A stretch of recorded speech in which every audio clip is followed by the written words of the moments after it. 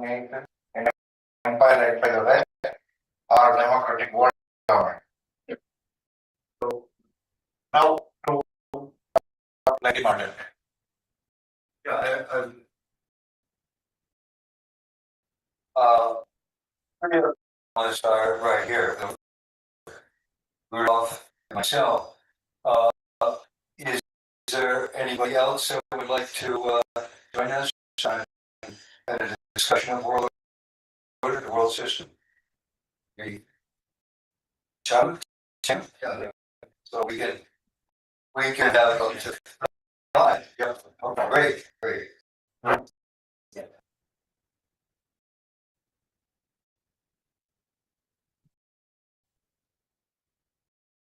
Okay. Are you going to be able to come down? Yeah, I don't think I can come back here.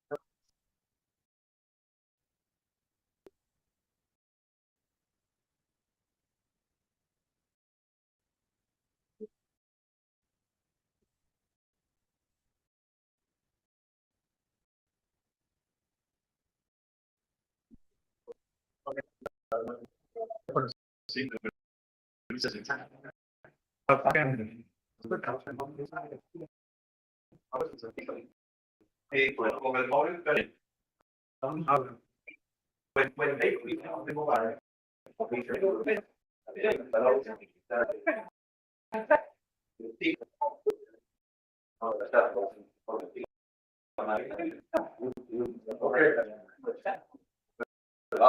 I'm not reading.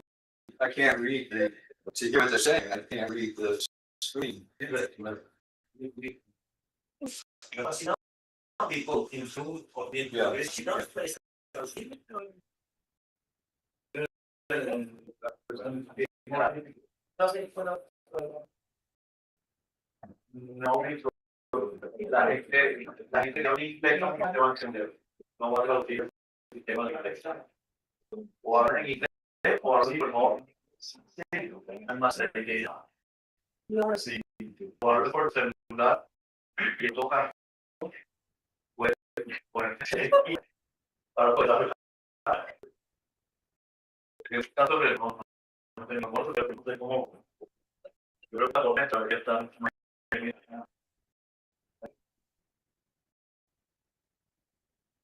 You ready?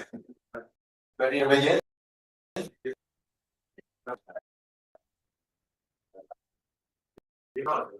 I could read on my phone. Not so if I could read the translation on my phone. Oh yeah.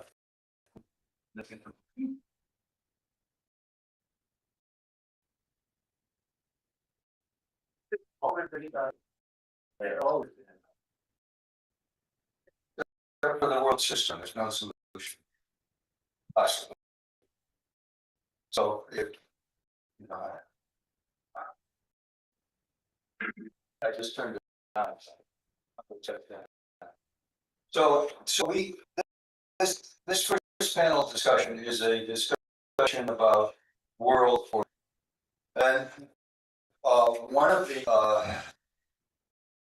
things is in the Constitution, it's in the preamble to the Constitution that is being looked at closely by the Review Commission that wants to update the Constitution, is a statement that uses the phrase world order. Right? It talks about a new world order, the preamble. A new world order of equality, of freedom, of unity and diversity.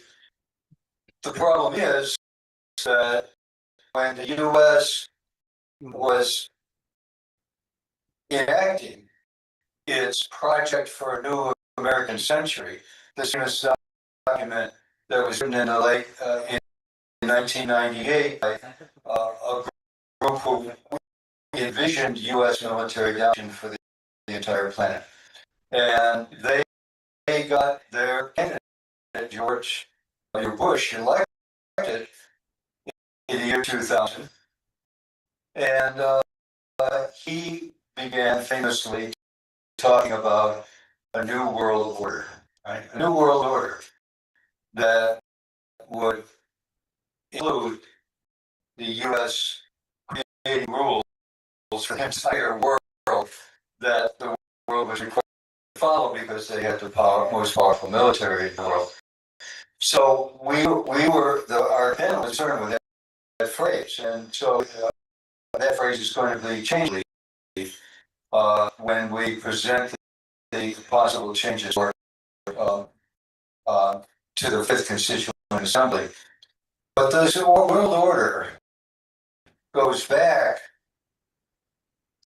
scholars agree, goes back to the Peace of Westphalia that was enacted in Germany at the end of the 30 Years' War in 1648. 1648. And they decided at the Peace of Westphalia that the world would be divided into territories that had absolute boundaries, and that each of these territories would be ruled by a ruler. In those days, there were democracies, but it would be ruled by a ruler, its king or its oligarchy, and the people in other countries beyond those territorial boundaries would not be able to interfere with the internal affairs of each of these sovereign nations. Right? To have a system of fragmentation being formulated in Europe, awarded into absolute territories, each governed independently of one another, recognizing no law above themselves, no power above themselves. They're all equal, supposedly, and they're not supposed to interfere with the internal affairs of one another. So if this king wants to wipe out people, it's none of the business of someone in the other place. Right? And that principle of non-interference goes right down to the present, right down to the terrible genocide happened in Rwanda.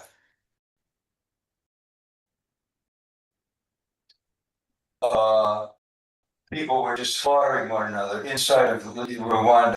And the nations, in the United Nations and so on, they were debating whether or not they should interfere in the internal affairs of this country that was having a genocide.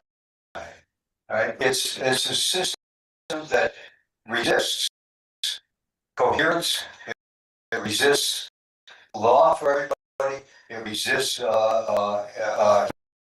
beings joining together, in a sexual way. So we're pleased that we have this panel that can discuss the whole question of world order here today. And we need to be thinking about world systems, maybe not world orders, but world systems. How do we generate a world system which works for everybody on the planet and does not fragment it one from another on the earth? So what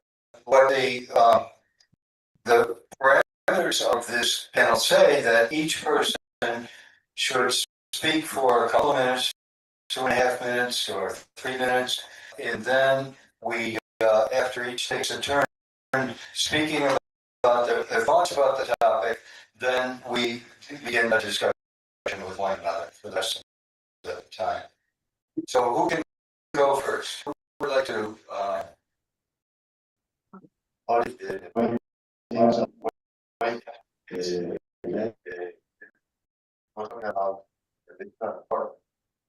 but it's not important. No, they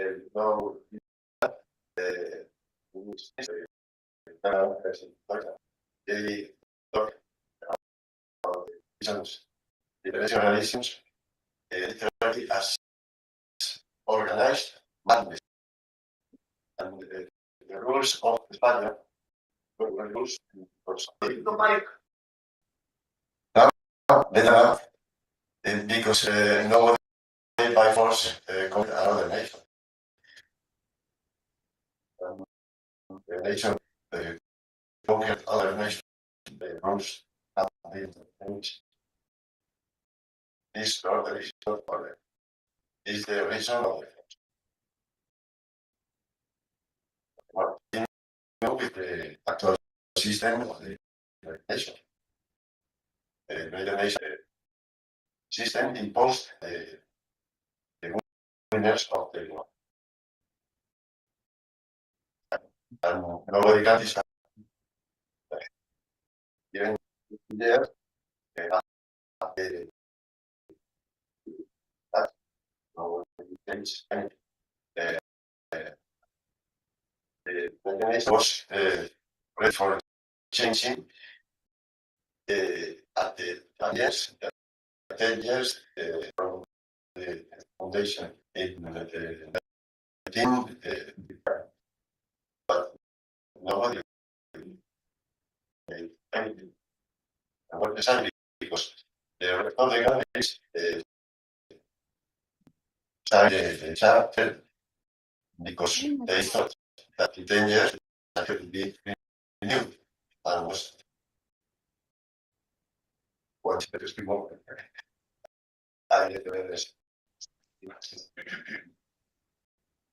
Ya, un momentico, Chema, a ver si voy a hacer una prueba de hablar en español, a ver si el sistema funciona.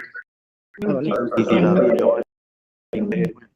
Bueno, por tipo de español, pero vamos a ver si alguien que tenga en inglés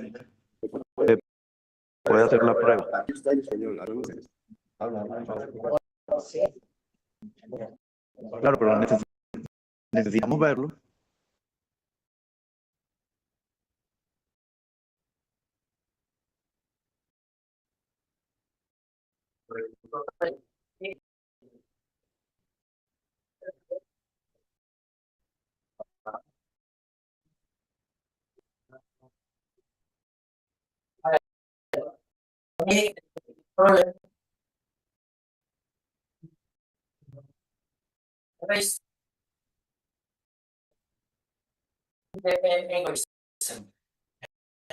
Egoism for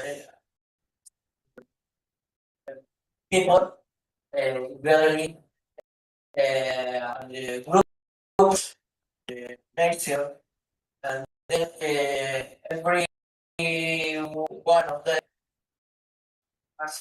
they are looking for our interest, and then is the when I want to the thing is for us, but you don't look the other people for the other nation, and that is then is necessary an inner work because if the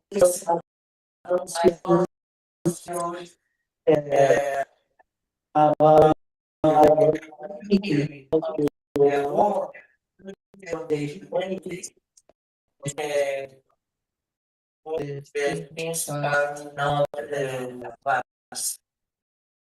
And for that, we need a direct democracy that for could get an understanding of everybody, because if the politics of the leaders of the parties of the nation, when they come to the power, then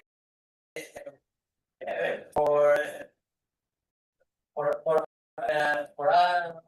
in a side, one part they look for our interest, and then or they are okay for another power there. But some, there are politics countries that they are obligated for the powerful nation. Nation with this, for example, in the when President Trump says America first, when this the pure egoism to get for nation.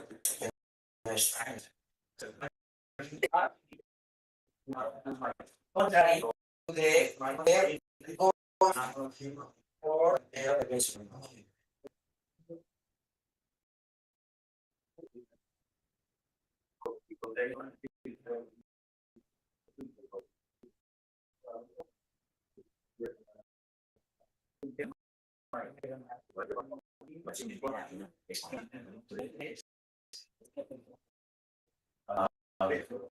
I prepared some ideas like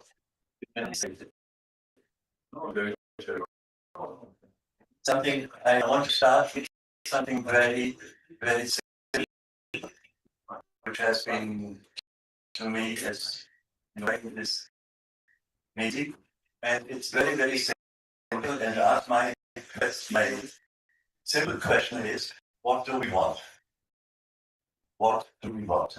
I would also ask, what does our purified, informed, and enlightened will really want? But that's a bit complicated. So what do we want? And can we want what we really want? The question seems banal. Of course, we can want, but is it easy to want what we really want? Things really want. I will refer this to the deeper meaning. And is it okay? Deeper meaning, enter in a state of being well with oneself, in peace, feeling balance, equanimity, a sober and healthy presence to and with oneself. Feeling oneself is effortlessly okay and happy as a state of everyday bliss, whether just mentally or spiritually, mystically experienced. This is, I feel, what we really want. And we want this not only for us, but as we really live this experience, we want it to be shared, actually become everyone's happiness, getting it universalized somehow. That's what we really want. Ideally, we want something that I call, or would be that I call a world as consumed the heart. We could develop a spiritual cardiology according to the dimensions of human heart for political and social change. According to spiritual truth, universal evidence from inside. Here in India, they say there's one truth. All wise people actually. This meeting is being recorded. Basic truth. Ekam Satyam Vibra Bahubhat.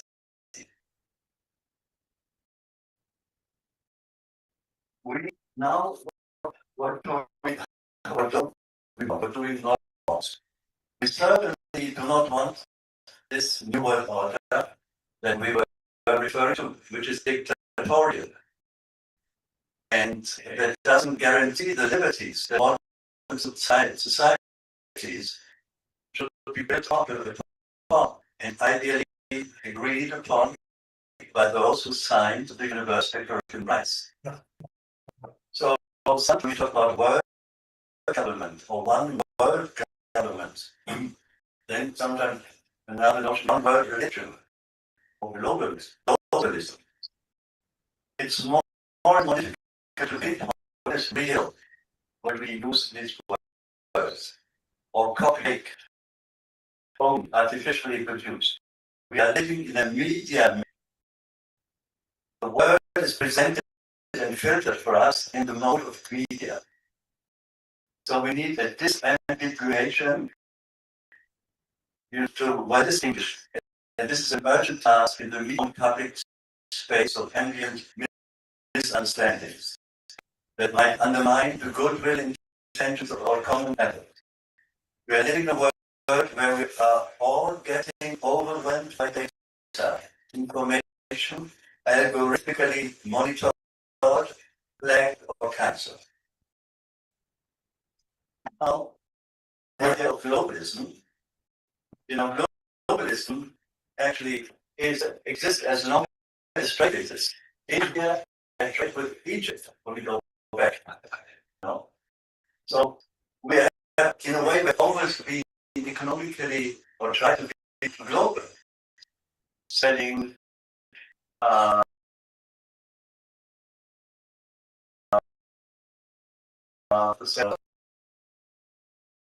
selling stuff in a sense of transnational supremacy, where manpower can overrun identities and fuse them into a global system that is run by people who are the power, disconnected from the people, who master the powers of media information and technology, who will plan.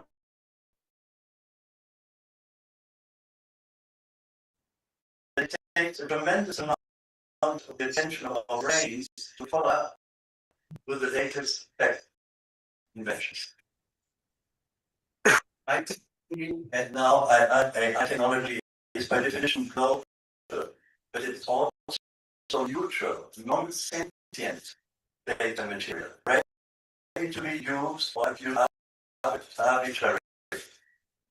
In other terms, the one world order is now linked with a technocratic dictatorial dystopian system that is, in my view, running, for instance, the World Economic Forum, Bilderberg, the Silicon Tech operating systems that use AI unrestrictedly, and the inventor of AI, one of the inventors, Jeffrey Hinton, is alarming the world, saying AI needs to be regulated. AI allows the few, the elected, the non-elected, or self-elected, to give the willpower over all of humanity. The UN assumed this terminology, New World Order. The World Economic Forum's Brexit is working in serving this purpose. World government summits are being organized. It's a tacit, I think, the man asked the tacit agreement that we oppose this type of understanding of New World Order. The expression also goes back to famous book of E.G. Wells, World Order. A term pronounced, as we have said here, by many American presidents, Reagan, Bush, father and son, and others, also the French President Sarkozy, used in a very threatening order, said the new world order will come. Read what I mean that. You accept it or you don't accept it.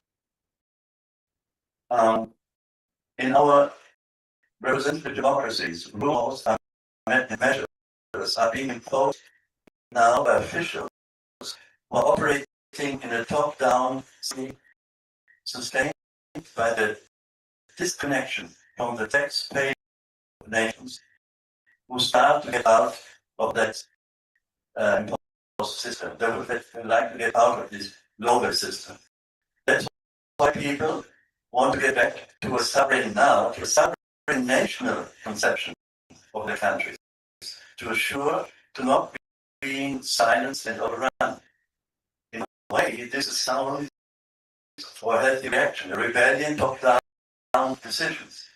The now reignited flow of nationalisms in Europe understands the national as opposed to global.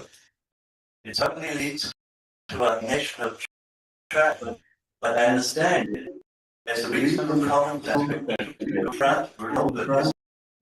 This is a disconnected, top-down, like Muslims, top-down over the countries, and that's why the European Union is now in such a big crisis. To reignite the idea of federalism, we need to do on a national and geographical level what in psychotherapy we call shadow work. We have to recognize the grandeur and the misery, the dark side, la grandeur et la misère, to get balanced and realistic. The Europeans, Americans, all of us, getting humble tapes of the past. Let go of them as they no longer serve. To wake up to our true potential to co-create we want to exist. It's like waking up and growing. As I joined this movement for the Constitution for the Federation of Birth, I lost the trust of a dear friend, a fine geopolitical analyst, as he suspected me to fall into the trap of the wokish globalist, as the World Economic Forum formats are promising. I was struck by this comparison. The transient opinion of a friend cuts in one's intellectual flesh, so to speak. That's why we need to replace the national UN with a radically transforming constitution that keeps humanity's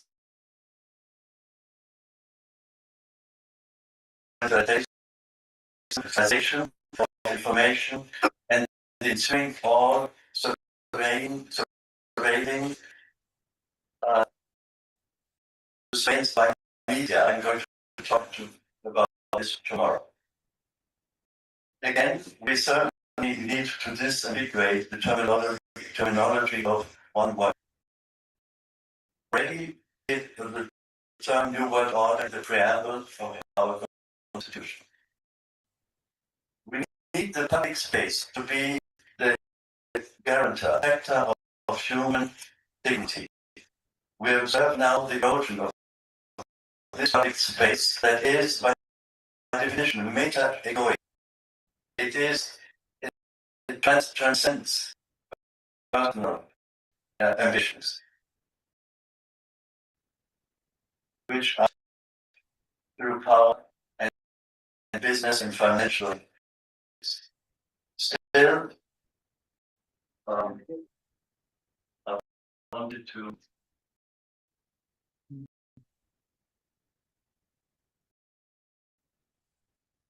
one aspect, if I may, in some time. Yeah. Talking about the one world order. That's one of using that called enlightened reason. Enlightened reason, as for instance Immanuel Kant used Habermas and really the idea of one word on the principles of humanity, self-respect and the respect for other people. There's another version of one word that is presently very much highlighted, which is the word built on a tribal, ethnical, theocratical model, as we see it now in Israeli Zionism. And this idea is so strong to say we are a chosen ethnic group, preferred by what we call God, chosen by God. We are entitled to, in a way, govern over the rest of the world. We establish a center, which is historically the center, which is Jerusalem. And from there, we are governing the world around us. The idea right now of the Greater Israel. And this is not something new. You know, the founder of Zionism, Herzl, he wrote in not in the book, the State of the Jews, but in another book on the temple, which the third temple, which should be rebuilt. He already Herzl talked about this, not a recent idea. And he already talked about a Weltregierung, the government, a world government. So it's an inherent idea of Zionism, of secular Zionism, and also of the traditional Jewish Orthodox Zionism, that Jerusalem will be the messianic city from where the world will be governed. Now I know, of course, you can say this is a highly controversial and highly delicate subject, but it's important to name it. The very important and very powerful movement called Chabad Lubavitch, they are promoting this vision of the reconstruction of the third temple and creating in the third temple the government of the world with the name Sanhedrin is all prepared. You can go onto the Temple Institute website. You can see this, and the Sanhedrin word used for the Christians in the New Testament, which was at that time already the Jewish government that condemned Jesus to death and gave Jesus to the Romans, only because that person was completely canceling the power of the Jewish government, of the Jewish Sanhedrin.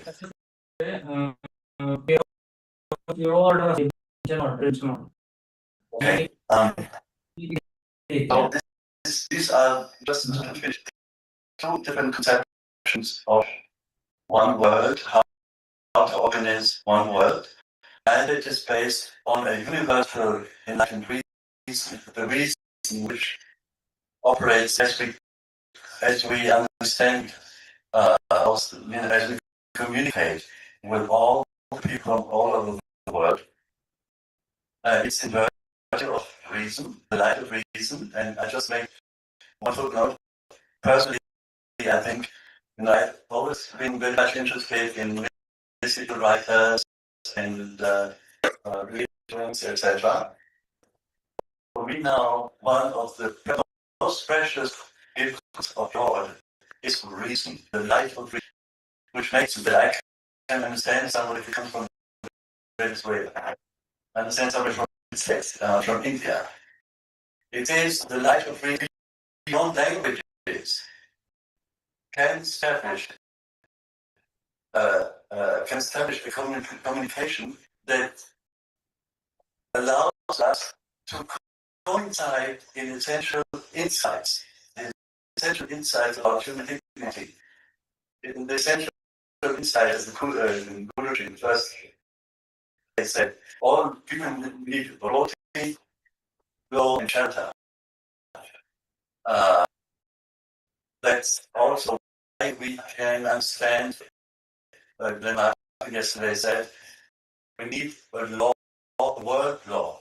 We need a way to really realize that all human beings are protected and they have a guarantee to live human life in as human with human dignity. So I'm just finishing with this.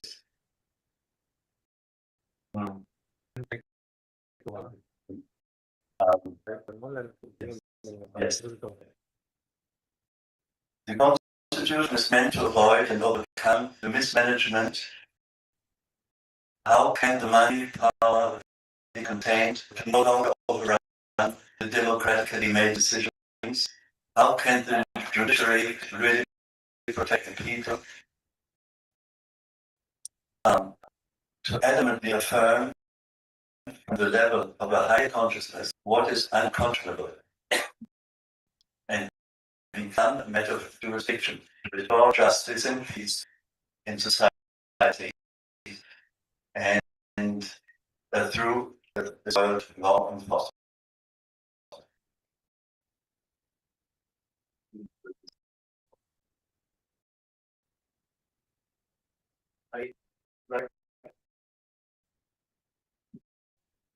I would like to share, if you allow me, I have been thinking about these things, and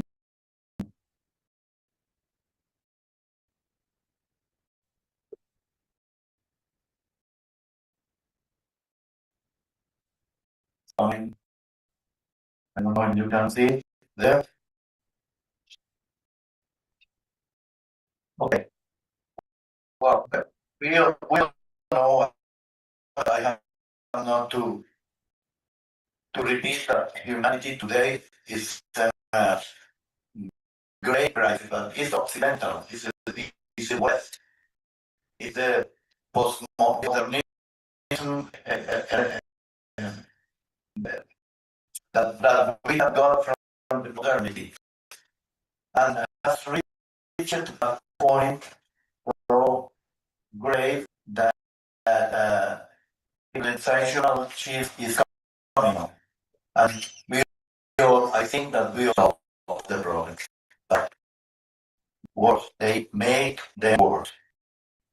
Well, we have several actors today. That's my exercise I made. We have the national states, that is still dominant force. We have the transnational corporations, which have a lot of force, in cases more power than many states. But we have other actors in the world. We have the Orthodox and fundamentalist religion. And I think that's a big problem now in the world. The fundamentalism in religion, but also in economics. Neoliberalism is a fundamentalism. We have another kind of act of the peoples and ethnic groups. And nature. Not forgotten. Nature is an important actor that we have to take into account. So, from this, I think we have several triggering factors that can motivate the change of the civilization. The first one, the crisis of the capitalist system. So the capitalism is very resilient. It is not sustainable. In some moment, it will go down. Okay. So that's one of the possible triggering factors that motivate a revolution. The second one, the tension between West, the Atlantic part, and the East Asia emerging economy, rates, etc. The other kind of triggering factor are the tension among transnational companies, or in a part, and the nations in the other. Also, the religious and ethnic tensions, but normally they are not a problem, but they are used by elites to take problem. But normally, ethnic and religions live is normal until the interest of the elites tries to separation of people. And the other triggering factor is the climate crisis. No, what will happen? Something of these things or all together are going to come. And that will be the generator, the factor, the triggering factor to the change of the civilization. So I did this exercise that you can see on the screen. We have, for example, a scenario of a smooth evolution. Then we can reach, I don't know, no, it in two, I'm looking at this, yeah? Yes, but they are not looking at that. Okay. In the upper part, we see a smooth evolution. It's an scenario possible. Not very reliable, but possible. The smooth evolution could reach to the Earth Federation. That means that an Earth Federation, according, for example, to our model, that has the tendency to increase. But also, it's possible that will exist a second federation of the people that do not agree with that. It's United States, bigger West Europe, etc. Below, we have the tension between nations and companies that could generate a small change in the United Nations, a reform. But a reform made to maintain the system so that would satisfy the people and that would conduct to a fascism and longer to a world revolution. Because fascism is the triggering that the people reveal. Then below we have the crisis of capital, climate crisis. Both could conduct to the chaos, ungovernability, and that or to fascism or to the world revolution directly. Below the Atlantic is a tension. They do have a trade war, not a military war, and that could cause that split in the upper part in green, you see the Earth Federation in green, and plus United, but also a second federation with the United Nations. The green one would conduct in the future to the Earth Federation properly. The one would die, would not have future. And nation in the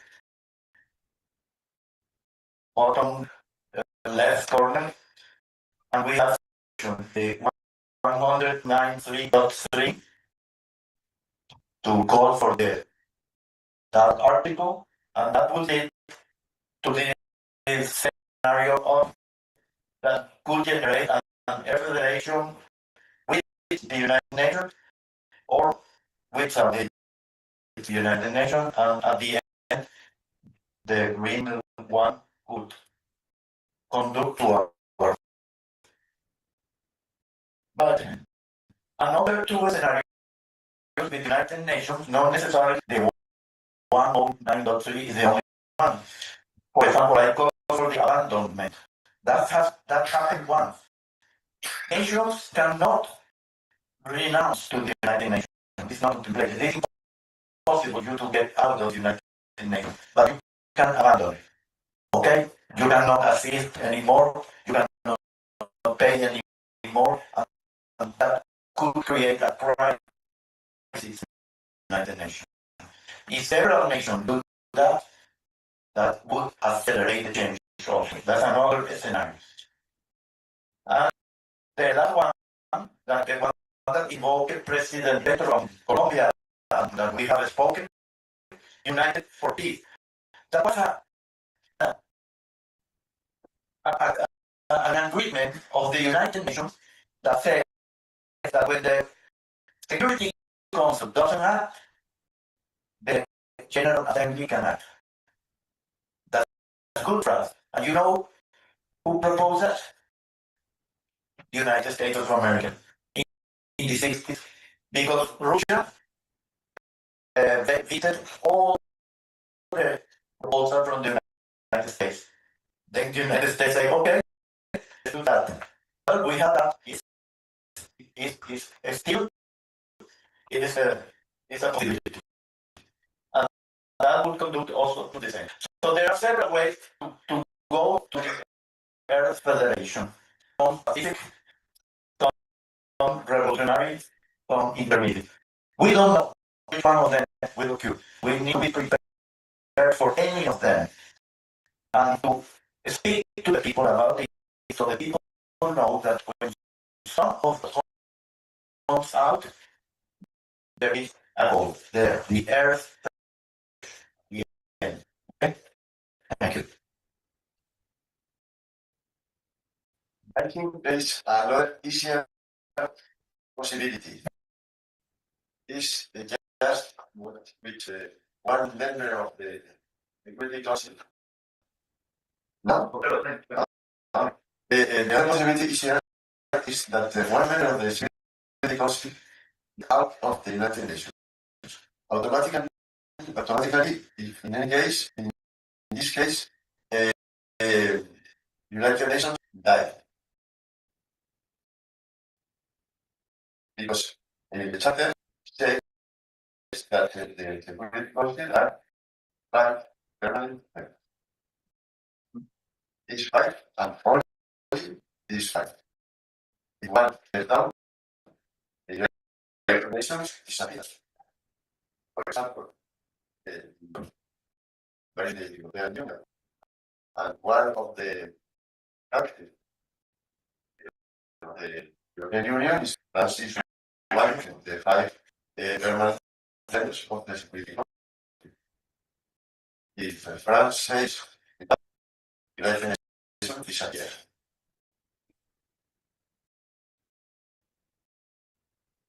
Perhaps if people in Europe who possibility of the United Nations being the other part is possibility very easy, but near impossible. The interest of the nations don't allow that, but it's not very good. But the United Nations is permanently accomplishing, not complementing the ground charter. It's the journal, the members of the Community Council, at times in the real from the board, one is the change of the Republic of China by the Popular Republic of China. It's not the same country. As the United Nations must disappear, but the United Nations don't think. In that thing, what happened? You are research, 1990,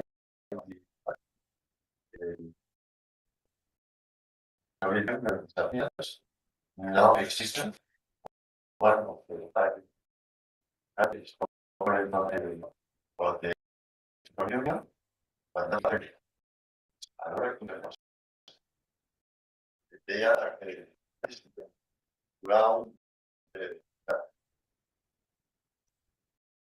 Okay, but what's the alternative? For constitution?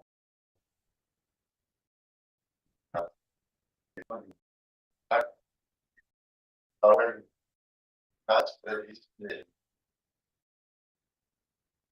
I can remind you that we have another panelist who is online, who was named the initial announcement. So I think we should say a few words.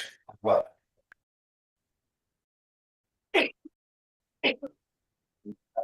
Another panelist to speak.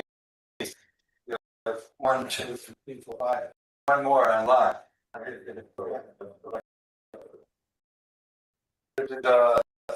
Chandra Vikas. You know how to get him out of holy. So, Senator Vargas, are you there? Thank you so much, Dr. Martin. Namaste, everyone. Vasudhaiv Kutumbakam. World is a family. Can you hear me? Can you hear me? Hello. Yes, we can hear you. Okay. Yeah. So I was asking whether the panel there could hear or not. Okay. So shall I continue?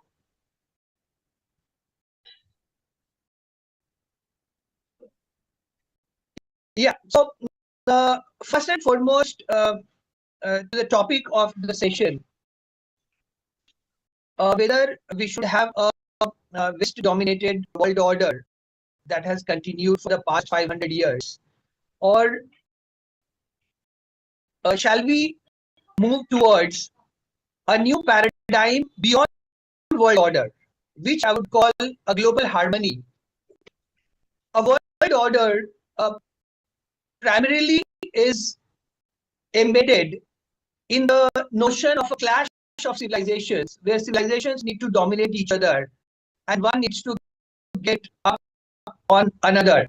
So there was this inversion civilizations that have lasted for thousands of years, and in that whole period, but relatively humankind has lived in peace and harmony with flourishing culture from Africa to South America to Asia, the two big civilizations, one of which that I belong to, China and India. So my fundamental premise is that we are not going back to any world order. We are looking forward to a global harmony, not as a clash of civilization, but as a concert of civilizations.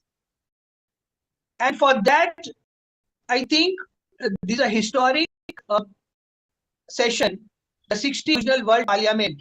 Though unfortunately, due to force majeure, due to Cyclone Ditwa, and then due to the airlines crisis, I also personally couldn't be present there physically. My thinking aloud is that this is a watershed moment for us to realize dreams of Sri Aurobindo, and one of which was to create a world union about the human unity. And I find great resonance in one of the Spanish diplomats and a current Spain ambassador to India, Joan March, in his book Momentum, which talks about humanity through a lens of a Syrian artificial intelligence expert called Noor, who travels around the world and applies artificial intelligence to make the world beautiful, resplendent, vibrant, harmonious, and justice and equity for everyone. So the fundamental premise that I'd like to introduce is that we need to apply digital leverage for the destruction of mankind, but for regenerating at a faster speed.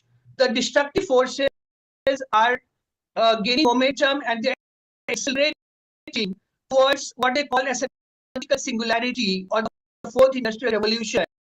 That's the dystopia, dysfunctional that World Economic Forum wants to impose on the whole world. We need to break away, and this exercise happened around 4 years back on another global platform where I represented India, called the World Council for Health. Founder Tess Lowry, Dr. Mark Trozzi, and a whole host of humanitarian medicos and philosophers and scientists who exposed the United Nations agenda of depopulation through treachery and deception. COVID was nothing but a psycho-bio-spiritual warfare to bring down human population, to cull them like worms. So I believe that the deep red line has several times since the Second World War. And I would like to introduce a very important point that I've already shared with Dr. Glenn Martin about the IPAT equation. I think for everyone in this parliament needs to understand these fundamentals of what's called the IPAT equation. I essentially is the ecological impact, sorry, that the planet can bear. Just on that note, I'm in the most polluted city in the world called Delhi, the national capital of India. And I'm pretty much ashamed of it. We haven't been able to for a long time. The IPAT equation is about the ecological impact is equal to the population. A is affluence measured action per unit capita. And T is the technology that's used in production per unit consumption. So from the Second World War, the apprehension was that the gap between human fertility rate 4 to 5 and the replacement rate of 2.1 can either be naturally bridged through conflicts. So like happened where there were rules against for there would no back inside or in the edge. It would be in the battlefield. There no battle after sunset. Prisoners would not be mistreated. There be a decorum. So, but what we have seen since the Second World War, particularly the nuclear bombing of the chaos was happening in a city in Asia when the war was almost in its fag.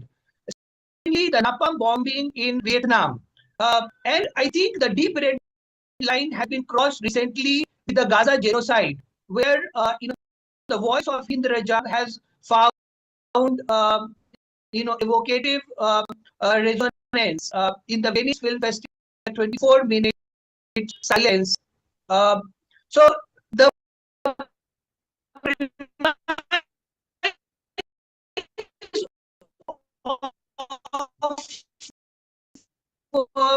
IPAT equation was that used in production will lead to minimization of waste and inefficiencies, and also to lower the greed, apathy, and selfishness and hubris. So that consumption, but because the Bretton Woods instrument treacherously wanted to replace political colonization with economic colonization, so they needed to whip up the volumes and make weaponization of everything, weaponization of trade and commerce, GATT, and then the WTO agreements, selling of more weapons and armaments to lead to more concentration of wealth.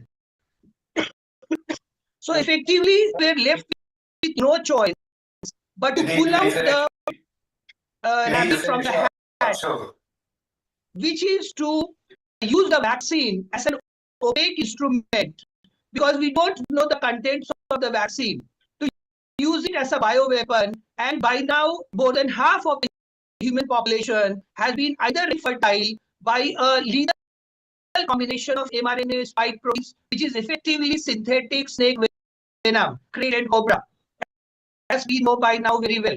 So effectively, we have the extreme planetary emergency that Dr. Martin and Leopoldo and many others have talked about in the forum so far. Did not start, even in 1985, when in the second Provisional World Parliament in New Delhi, the Emergency Rescue Administration provisions were it started, as Oswald Spengler pointed out, calling the West as culture and civilization in 1920s. It was the Great Gatsby, Scott Fitzgerald's novel, which portrayed American dream as the world nightmare. So I'm thankful for the opportunity for an online participation, and apologize that despite my best efforts due to the airlines crisis in India, I could not make physically. Thank you so much.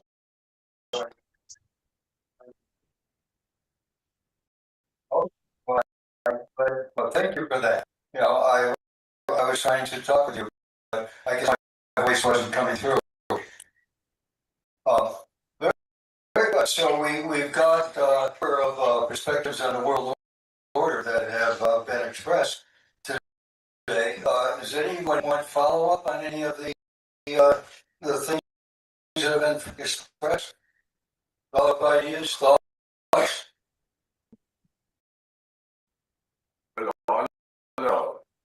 All I wish to add, and I should repeatedly add, is that the multi-fold problem statement. You have to use the mic. Then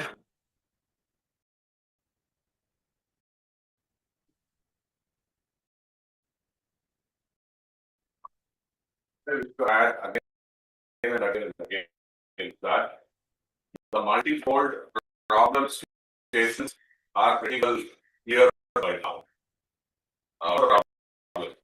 And now we will have to find what are the strategic ways of solving them and moving forward. If the plenary session can focus on that aspect, I would be the happiest person on behalf of the 120 crore public. Thank you very much. I think the general answer to your question is the entire meaning of our being here in the Asian World Parliament.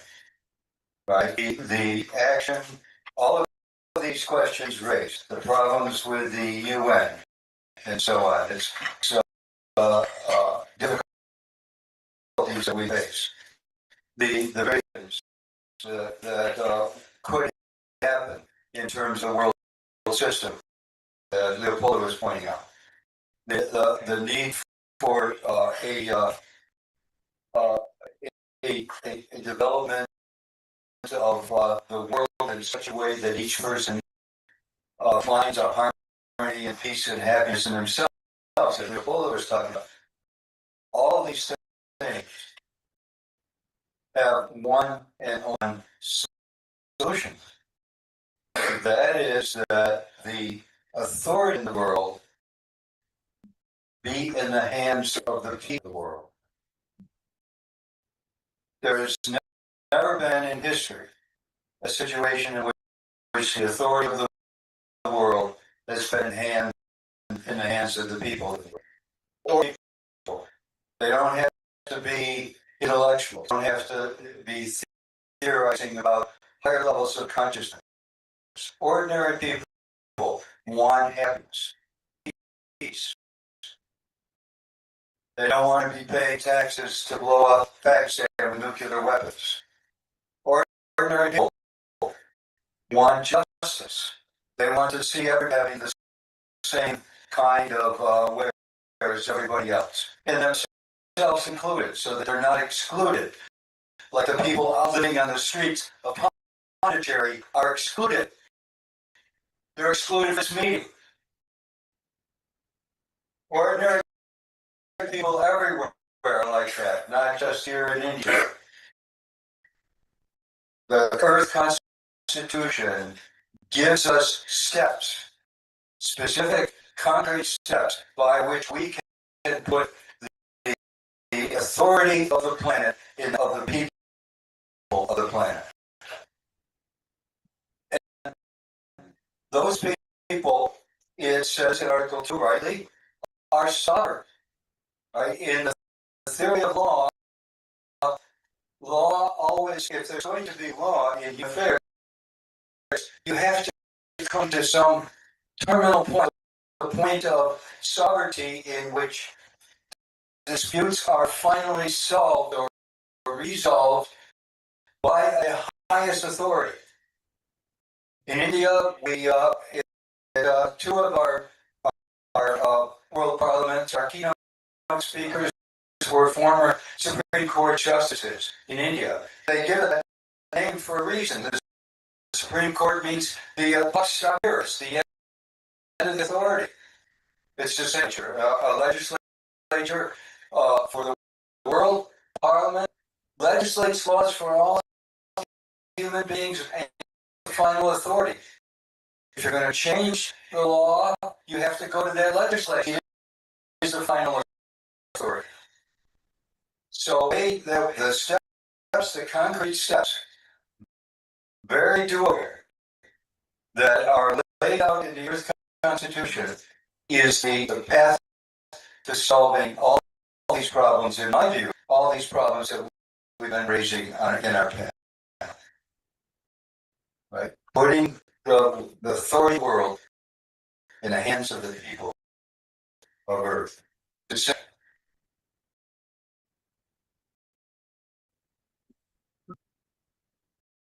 That's the way. But we know what will happen. We climate crisis, will be war, will be migration, will be a combination of all those things that will trigger the change that can we call the objective triggering. But there is an important part that's subjective triggering. When that comes, when capitalism collapses, when we have climate crisis uncontrollable, we'll have migrations, problems, wars. We need that the people know that there is a reference. That's our work to plant the seed of the new civilization. All revolutions in the world have come nowhere. Nobody has known. For example, capitalism came from, I'm not sure how to pronounce it, Borgesia.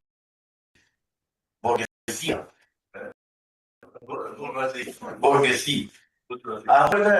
They were people working in a little room, growing, and nobody knew that they were going to become the new capitalists. Where is new people that is going to lead? We don't know. In revolution times, new leaders appeared, new institutions appeared.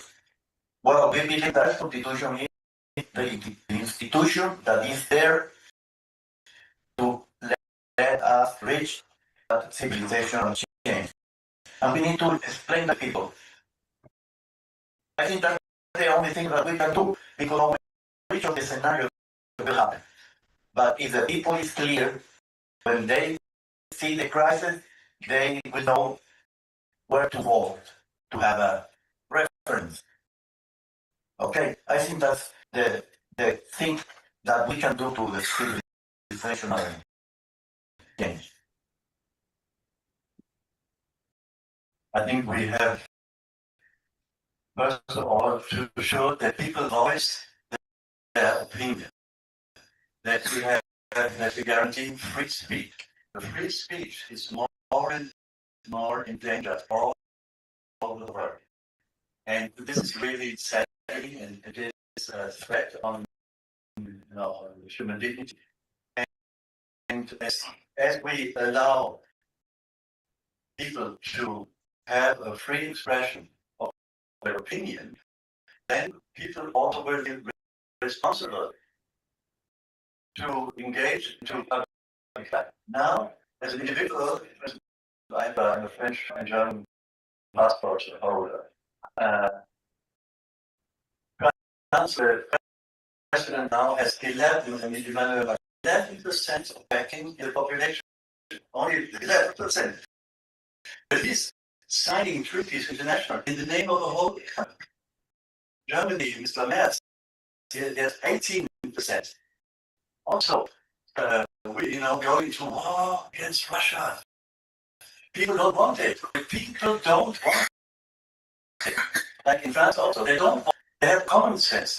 They know the strength of Russia, independently of who is wrong. Everybody knows it's impossible to wage war against Russia, against common sense, etc., etc. So we have to do what we needed to do at the very beginning, get to the negotiation phase, say what is happening, how we solve, to the best benefit of both sides.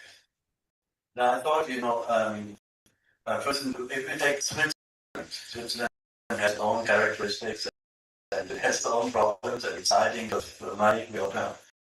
But they, the citizens of Switzerland seem to be quite calm and happy.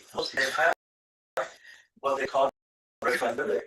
They can always exert voice when something is happening. Not only the president, but also the mayor. It might be for 5 years. If after 1 year, people see he's not the man who's doing what he should do, they can go on with their, and as yes or no in abstain, they can vote and actively real politics. And as long as people are not allowed or not entitled or don't have the opportunity to really interfere into public life, they would, as we are tend to be myself also, you could be resignated. And also, as I say, conveniently, financial world keeps us conveniently ignorant. I never learned really at school. About geography, mathematics. Nobody in my even university years, nobody explained to how the bank works, how the financial system works, where money comes from. We call it money creation, which is the main problem.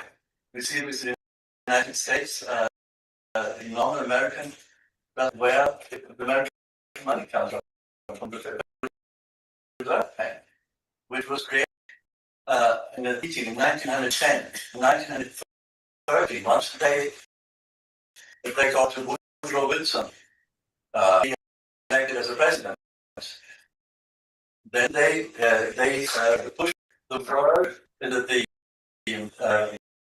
reserve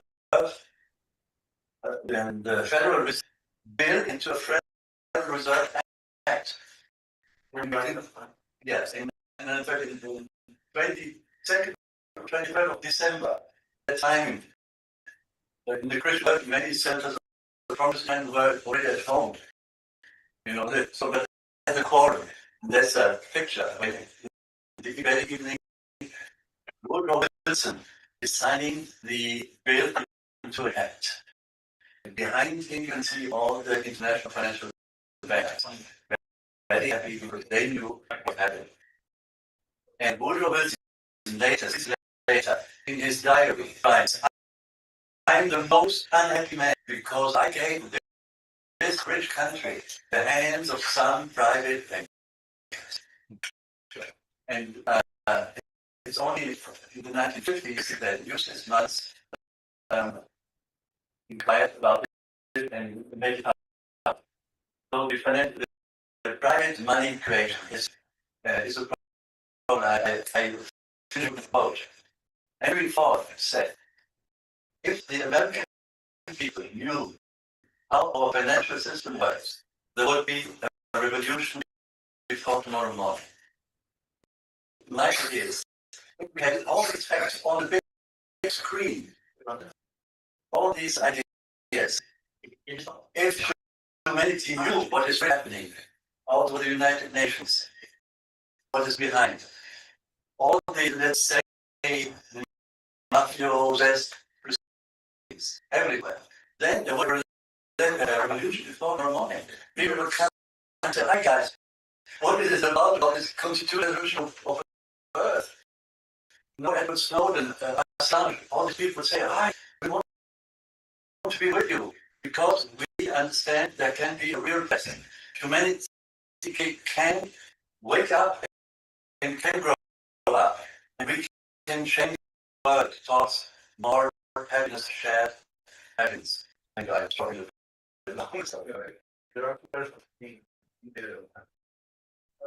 Yes. Okay. Okay, so,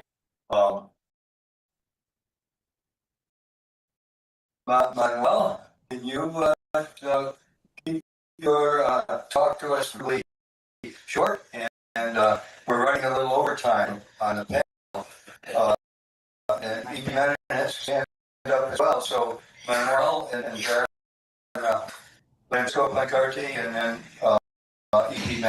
Manuel. Yes, hi, come from Barcelona. I am pleased to see that our views are very much aligned. Let me have a few minutes to make a point. The question before us today goes straight to the heart of how humanity organizes power and authority in the 21st century.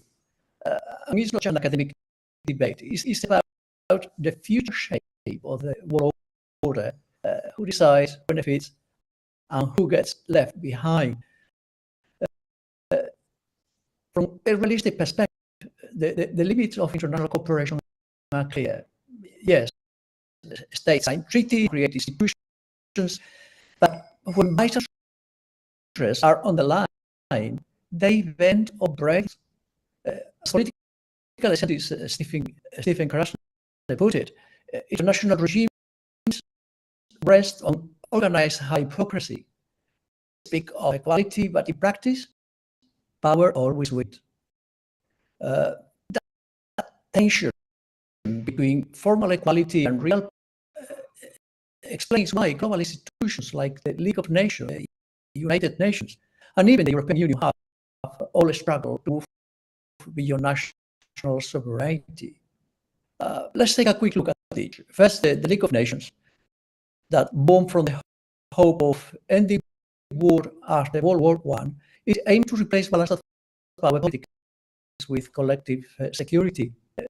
But it had no army, no authority, and no democratic foundation. So when Japan invaded Manchuria and Italy attacked Ethiopia, the League only condemned, never compared. One scholar called it a debating society without the instrument of power. Second, the United Nations. After 1945, the UN tried to correct those flaws. It gave us the Security Council, universal membership, and a broader state. But its structure reflects the politics of 1945. The 5 permanent members hold veto power. That means action happens only when it's powerful. And General Assembly gives every state a voice, not the Council, represents the world's citizens directly. So the UN aspires to global governance, but lacks the constitutional authority to enforce it democratically. Third, the European Union, which is humanity's world experiment transcending nationalism. Yes, the European Union has delivered peace, prosperity, and a share, but again, it's built on treaties among states, not a constitution made by citizens. And that difference matters. Treaties is will of government. Constitution expresses the will of the people. Because of this, the European Union keeps facing crises, the Eurozone, migration, Brexit, each exposing how fragile voluntarism can be without shared sovereignty and a democratic foundation. Across all of these cases, one lesson stands out. Treaty-based cooperation can go far, but only constitutional federalism can create lasting democratic authority. As philosopher Jürgen Habermas reminds us, genuine global democracy cannot come from common governments alone. It requires a constitutional framework grounded in the consent of the world's citizens, a charter of humanity rather than a mere agreement among states. So where does that leave us today? We already live in a multipolar world, but without a democratic foundation, it risks sliding into chaos or falling under the dominance of the most powerful actors. A led empire might preserve some order, but it deepens inequality and resentment. The third path, a democratic world government, sounds ambitious, yes, yes, but it's also the balance is unity with diversity and power with legitimacy. So our choice is not between utopia and realism. It's between clinging to an updated system of sovereign rivalry or beginning the construction of institutions at the global level. So is the 20th century alone cannot prevent war, then perhaps the 21st teaches us that only a constitutional world federation can secure peace, justice, and democracy for all humanity. Thank you. Very much. We have two more people who have hands up. First, Francisco Pancarte, and then E.P. Menon. And then we have to, I'm afraid we have to wind up this conversation because we're running over time and we have the ready to talk about the Irandia movement and its relationship to world government. So, we'll have to limit it just to two more speakers, Francisco and Jimenez. Francisco? Thank you.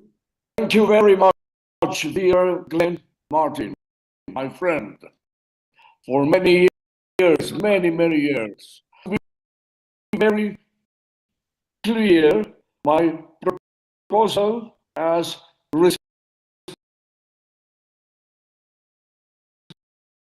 responsible of federalist organizations. There are three main federalist organizations: 947 WFM, led on in San Francisco Democratic Federalist, and our great organization WCPA, in which I appointed responsible to coordinate, to make a coalition of federalists. Now, as responsible, I want to express that we should go, and that's why I'm going to propose for consideration. I do not want any answer now.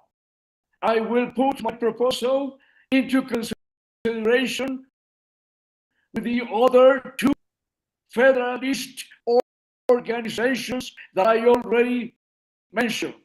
My proposal: Article 109, no. Paragraph 3, no. We should go right ahead with paragraph 1.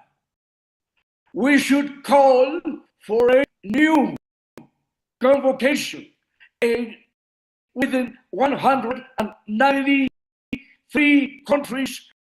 Actually, we should go ahead with G77. We should go ahead with BRICS. We should go ahead with the leader of India to convoke as soon as possible the convention. There is no time to lose with the third paragraph. There is no time to lose with any proposal to reform the charter. It's a waste of time. Paragraph 3, which I was a mentor with Dr. Charade, I told him, no more paragraph 3. I propose straight ahead, new call, paragraph 1, with 193 countries, the majority of 2/3. We do not need the absolute number of 193. We should go ahead with 2/3 of the General Assembly. We have with Global South more than 2/3. Let's go ahead, my friend. Okay. We can vote G77 with 136 countries to convoke next September. There is no time to lose. So that's my proposal, my dear friends. I am sorry it's so fatigue, but I would put into consideration straight ahead. Let's go. Let's take action. Dr. Martin, thank you very much. And thank you all for listening to this old guy, 1 years old, or I am like a young with spirit. So that's my proposal, my friends. Thank you so much. Thank you very much. Thank you. I like your spirit. It's your speech expression.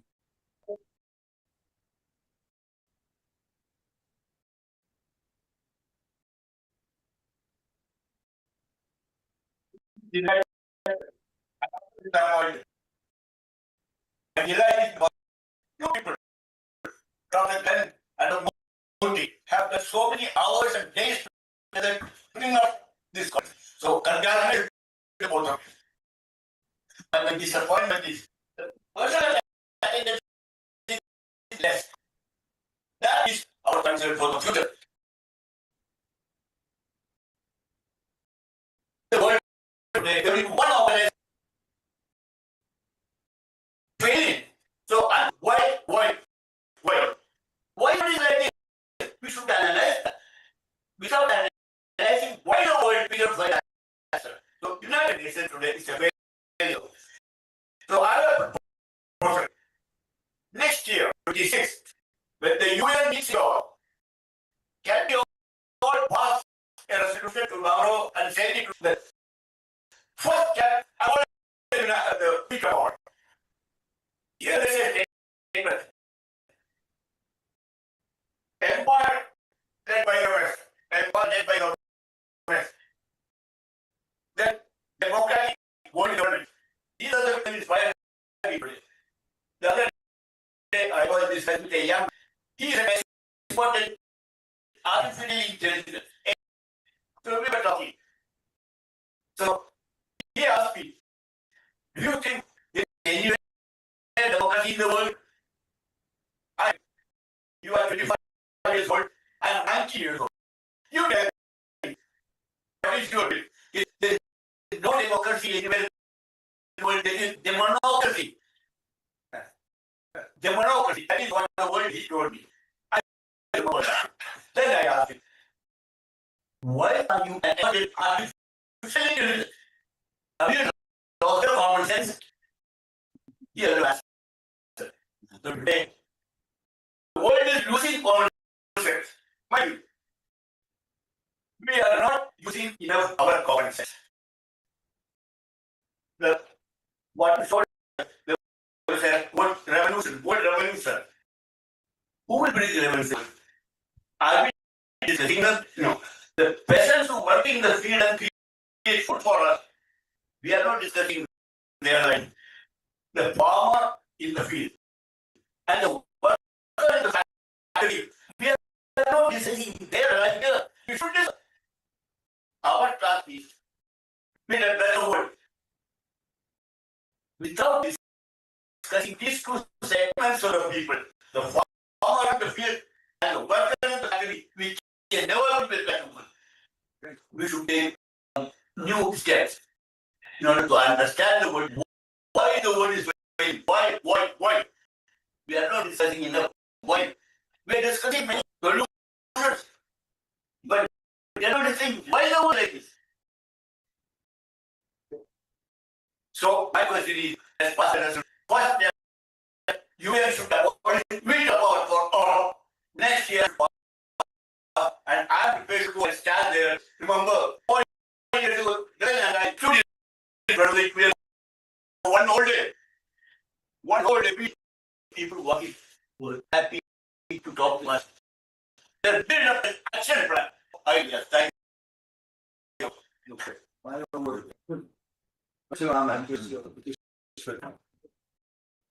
I just want to add 2 points when I met the next generation. So I'm just getting into the basics.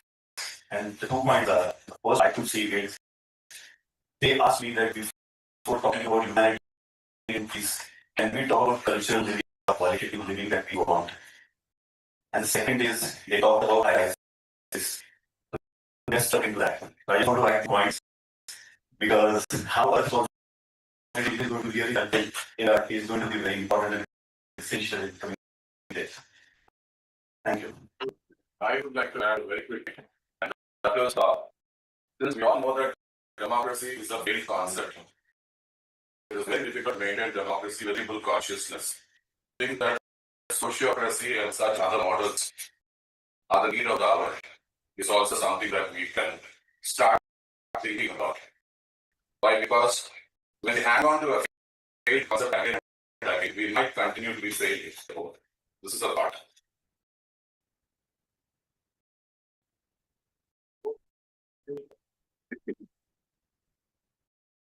Well, every year,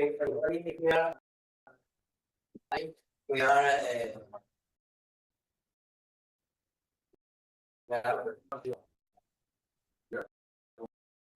calling the general ideas, but in my point of view, is two hour, and telling people, telling network, telling family, but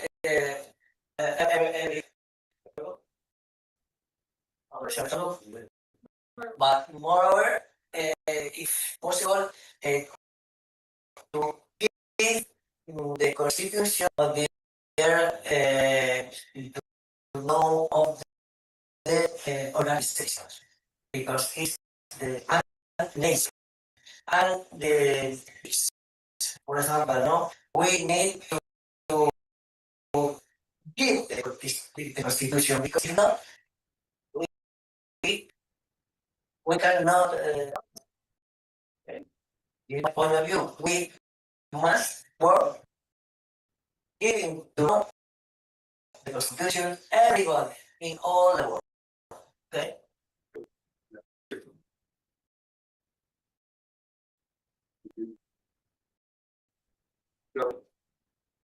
So, on that final note, I appreciate very much the contributions of everybody who have spoken. I think we can see that this issue that we made a mistake by starting that out as the first thing, because it's people are very passionate about the issue of the world order and the world system, and seeing the demonstration of that for the last hour. Next up is a presentation on the Urantia Revolution. Now, I'm sure Byron Belizos, who is going to be the lead presenter here, will give us some of the background.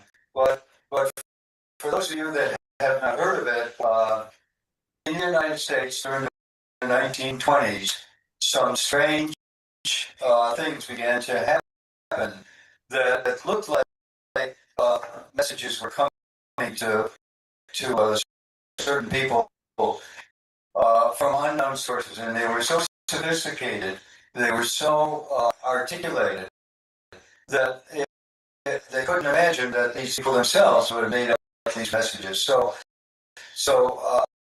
from this one days, and then finally in the early 1950s, all these messages together had garnered the interest of many thinking people, many people around the country and so on, and they came out with a volume called the Urantia Revelation, and it's a huge 900-page volume.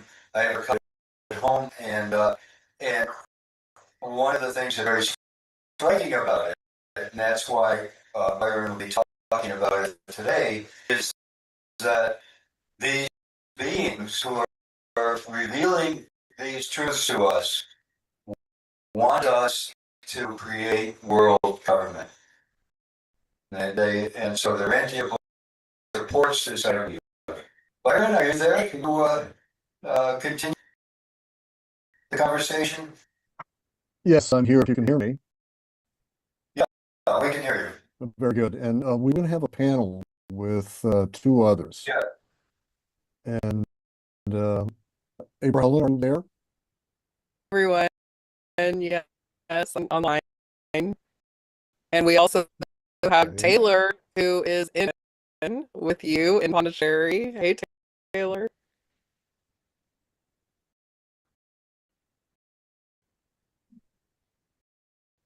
So April is going to MC.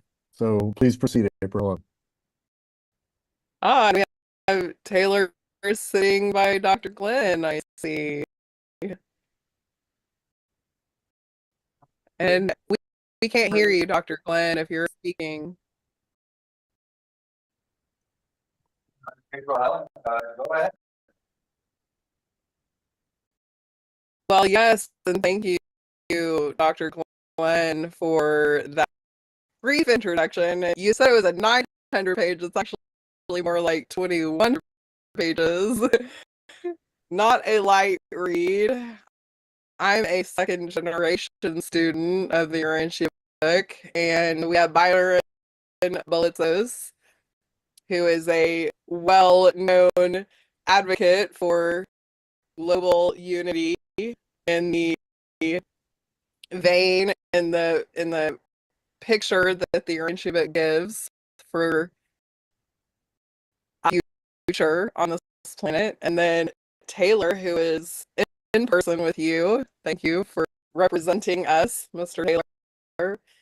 You are a relatively new student to the Urantia books. So we have three of us here at different stages of our study, and very appreciative for this global unity vision that the Urantia book gives.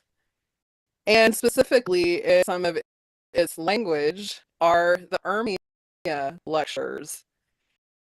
So I would like to turn it over right now to Mr. Byron to kind of explain what these Urmia papers from the Urantia generation give us this fodder look forward into our future and how we're using this information to inform our decisions moving forward and how it relates to the Earth Constitution.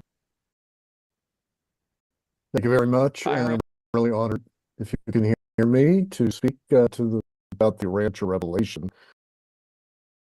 I'm really surprised that this is happening and very gratified.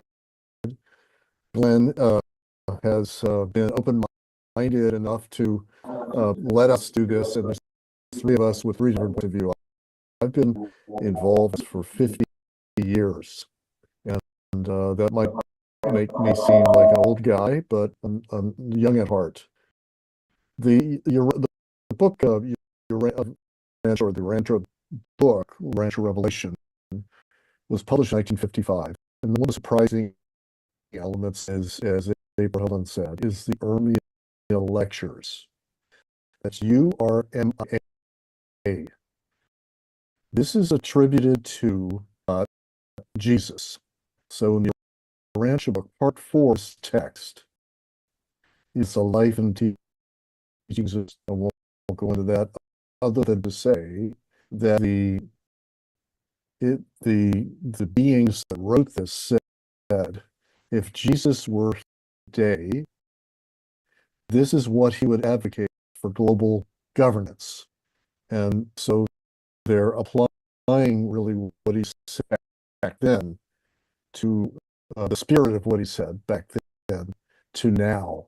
What it comes out sounding like, it sounds like us. It sounds like the speakers we just had. It actually reflects our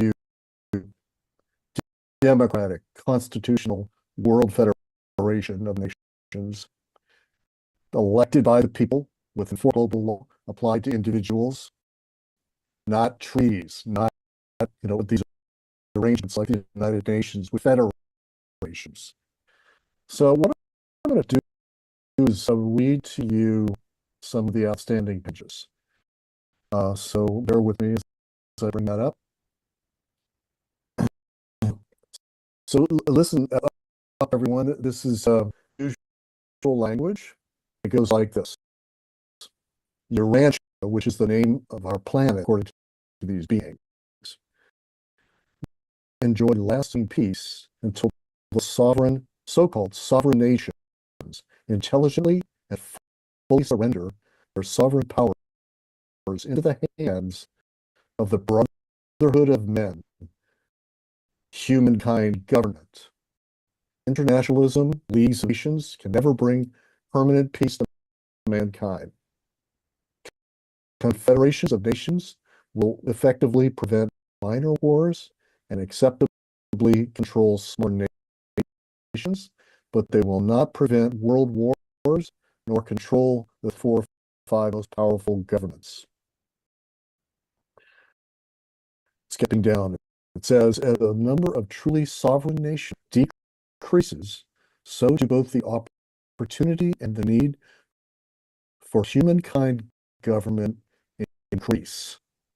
When few sovereign or great powers, either they must embark on the life and death struggle for supremacy, or else by voluntarily surrender certain prerogatives of sovereignty, they must create the nucleus of a supranational power that will serve as the beginning of sovereignty of humankind. So let me comment that, according to this text, there are 2 irreducible forms of sovereignty. One is the sovereign individual, the sovereignty of the free will personhood, which should have dignity, as Glenn points out in his last book, the importance of human dignity of the individual. So that's one irreducible. The other irreducible is humankind's sovereignty. Anything in between the individual and the sovereign individual and the totality of mankind, that's the other form of sovereignty. Any form of sovereignty in between is delusional. It's transitional. So I'll read on some more. It says, peace will not come to your world until every so-called sovereign nation surrenders its power to make war into the hands of a representative government of all mankind. Local sovereignty is innate with the peoples of the world. When all the peoples of Urantia or Earth create a world government, they will have the right and the power to make such a government sovereign. And when such a representative and democratic world power controls the world's land, air, naval forces, peace on earth and goodwill among men can prevail, but not until then. So she's through this. It sounds a lot like Emery Rebs. Some of you might know, one of the original authors advocating World Federation in the 1940s. And in fact, it does echo his view of World Federation. Finish by reading one more amazing couple of sentences. It says, there is not man's greatest and most terrible disease. War is a symptom, a result. The real disease is the virus of national sovereignty. Nations of earth have not possessed real sovereignty. They have never had a sovereignty which could protect them from the ravages and devastation of world war. The creation of the global government, the nations are not giving up sovereignty so much as they are actually creating a bona fide and lasting sovereignty, which will henceforth be fully able to protect them from war. I'll stop there, and just a few comments on that is that a text that has 1 million copies distributed worldwide. It's in 27 languages, and people have not heard of it because they do really no advertising. By word of mouth since 1955, there's a million of these out there. And this has a very prominent, salient advocacy for what we are talking about. Considered a spiritual text, also a history of the planet, has a 300 or 400 page history of our world, starting from human origins. It has theology, and it has a cosmology that is visible to our time, post-Einstein cosmology. But the point here is that we folks who read the Ranch book can be a constituency and contributors to what we're doing here. And it's how I got involved 40 years. So for 40 years, as a student of the Ranch book, I advocating for World Federation. So you can see how much you can motivate somebody. So let me just finish up by saying thank you all for being open to the unusual text and this unusual print. And we're going to turn it over, and I hope we have some time for Q&A afterwards. Okay, everyone will be okay. Sounds like one. So yeah, what's up, everybody? I'm Taylor. This is my first time in India, and I'm glad to be here with everyone. So I guess the reason here is Aaron invited a couple of us who are all Ranch book readers to join a project for world unity, which is this Earth Constitution Institute and Parliament project. So I'm very new to all this, and I'm more even the I guess the spiritual side. I haven't delved deep into the different systems, so but I really enjoy cosmic philosophy, and we have a podcast called Planetary HQ where we talk about these types of spiritual celestial topics, life and stars, how that changes our opinion about the purpose of life and what exactly are we working towards in our overall ideals. So some of the, I think, really applicable points, from the Urantia book that apply to this world government that I was thinking about was that, like, traditionally, some people would say that religion possibly creates wars, right? The wars haven't fought over different religious ideas. And so to understand, a perspective that this book brings, which is that religion itself is actually trying to preserve the higher ideals of humankind, which is that which goes beyond simple animal survival traits, right? The art, the poets, really looking for the meaning of life and higher meaning of existence in our origin, our cosmic sort of identity. And so the reason that religious conflicts is that it's not because of the faith itself, but rather how we handle sovereignty, authority, and identity. And it's when we start to say that we alone have the truth, right? Our book is truer than your book, or that we are God's people and God's people, or that others are and we're better than them. That's when religion begins to create a problem or could create a war. But also recognize that is a very human problem. We can really get out of it, and we're still making the same arguments that we are better, we are more chosen, we deserve to rule. So that's definitely on the forefront in these earlier lectures, pointing out that the role of religion is that it can inspire the baseline of a human family. But another aspect to this is that in order for many religions to work together to actually go towards a world government, instead of fighting about whose religion should be incorporated more into a constitution, etc., is that there's a sense of surrender to that concept, thinking that your religious ideas are the best or the top, right? So, like, what exactly are we to? And that's where we get to the question of, well, we need to get to understand the source of everything, right? Everything comes from something.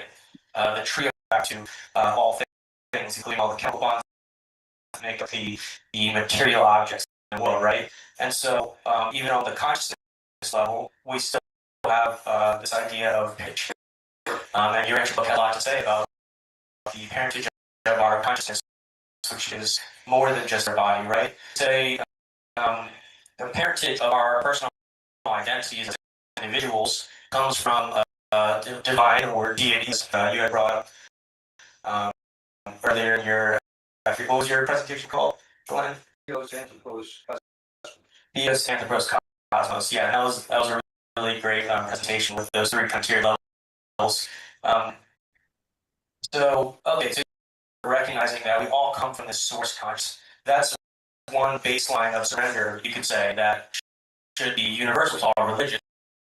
And that's something that we can all get together as religious or spiritual people to agree upon. So we need a sort of base guidelines and ideals that are sort of universal, which can come from studying world religions, not simply sequestering into only what you were raised with, because we need that understanding so that kind of release a little bit of our sense of superiority that our home may have programmed and taught us that this is the one religion and you have everything you need right here.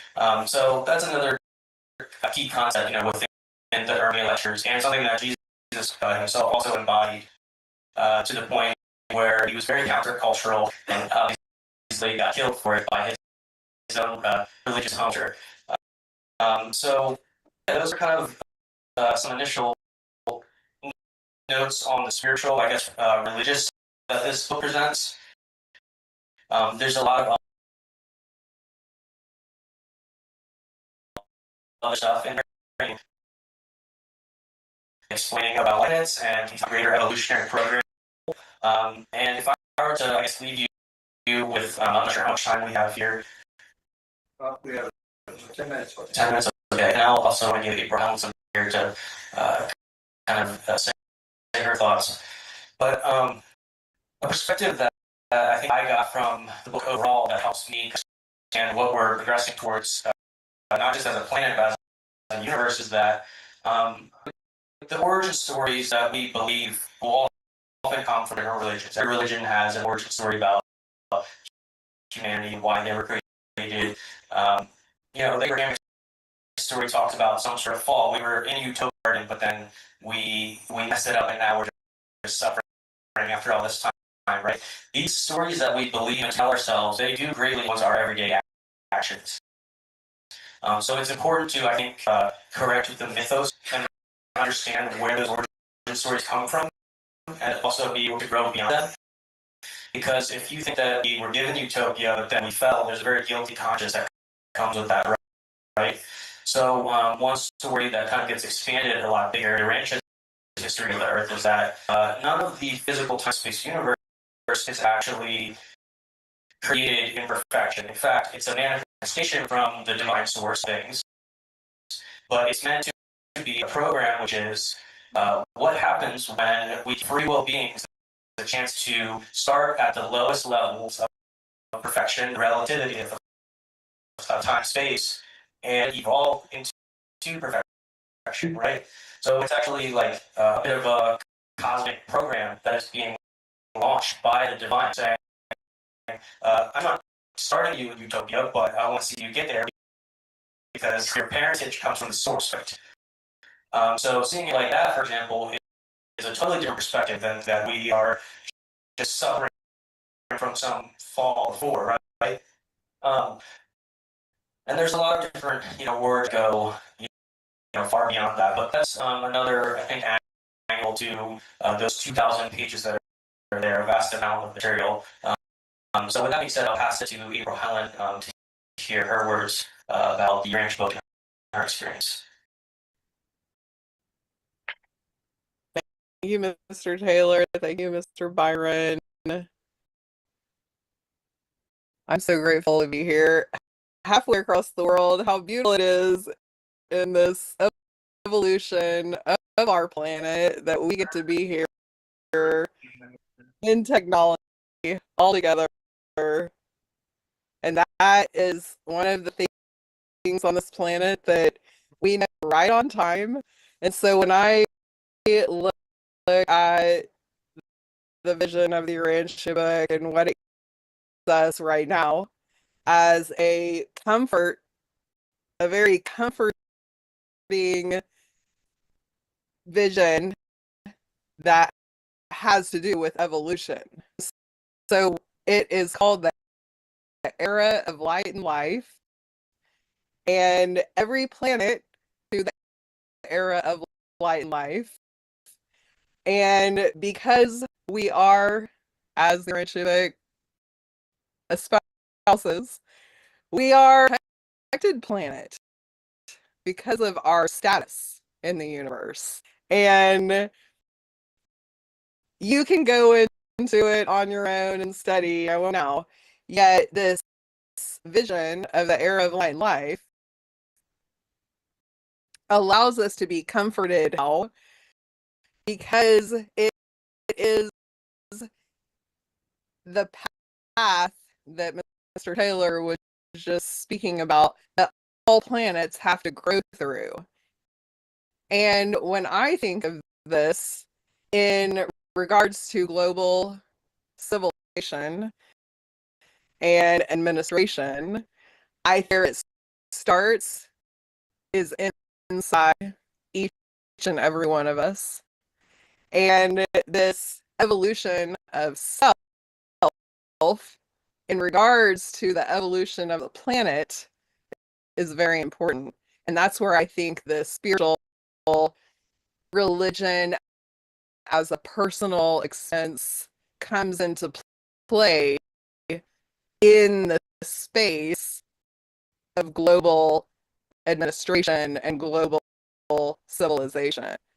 That's where I think the marriage of spirituality and religion and global governance and politics is this, and I hear it a lot in the presentations going on this weekend and wonderful text threads going on over the last few weeks that we are at this space and each and every one of asking these questions inside of ourselves of peace and justice and morality and integrity with the values that we have, so that we can bring them to this space and infiltrate these sort of organizations and then go out into our local governments,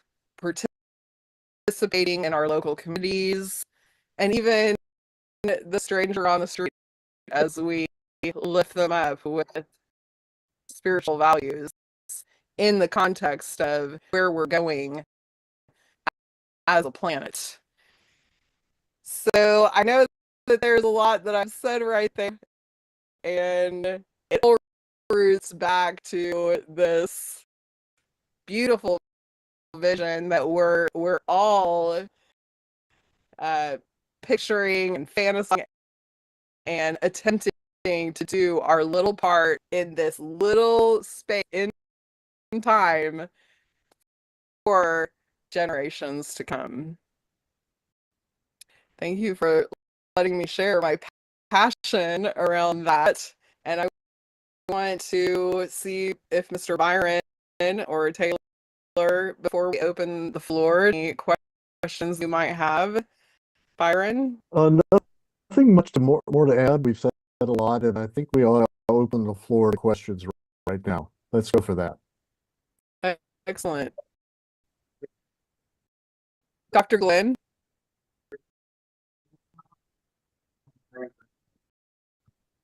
I see that you're talking, but we can't hear you.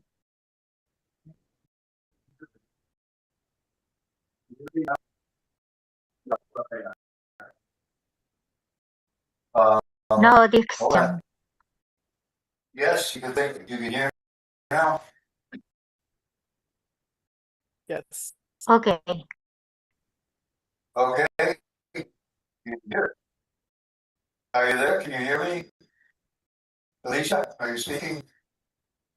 Yes, okay. It's all right now. It's good. for it. Okay, well, we have one person who would like to plan. Listen before was talking Byron Benitez. I was. It seems to me to read what Einstein wrote 90 years ago, exactly the same about sovereignty. It's exactly what Einstein said in 90 years ago. And respect about the according of the nation. 19th century exists the talent of the religions of the world. They are working since then. According to them, even with other people, perhaps can help us to know things. Thank you. Thank you, sir. Thank you. Our schedule, if you have the agenda in front of you, you see that the youth panel discussion has been overrun by our discussions that have taken place so far since we started. So we're almost to the time where we'll have a presentation by Bautista, and then we'll have Dave Gallup. We won't have any youth panel, and then we'll have a presentation by Daniel Gallianis. And that's before lunch, and so that we have just a couple more minutes that we can talk about the revolution, and then we'll go to Volnarch Baptista. Any thought? Any comment? Yes.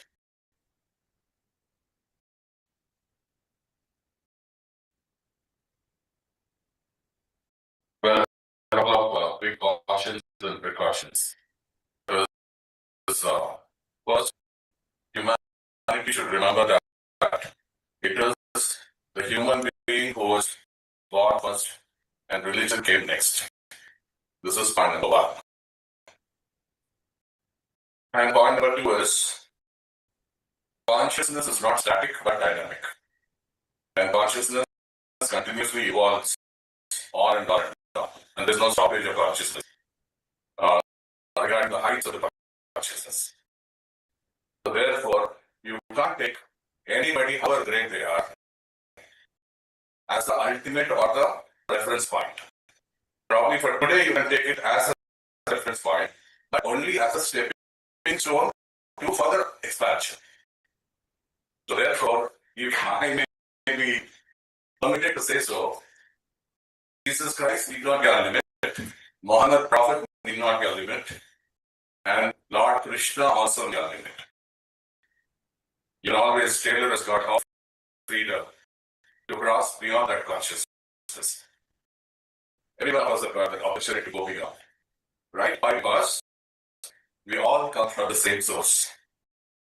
And therefore, we have got every right and every freedom to excel in this.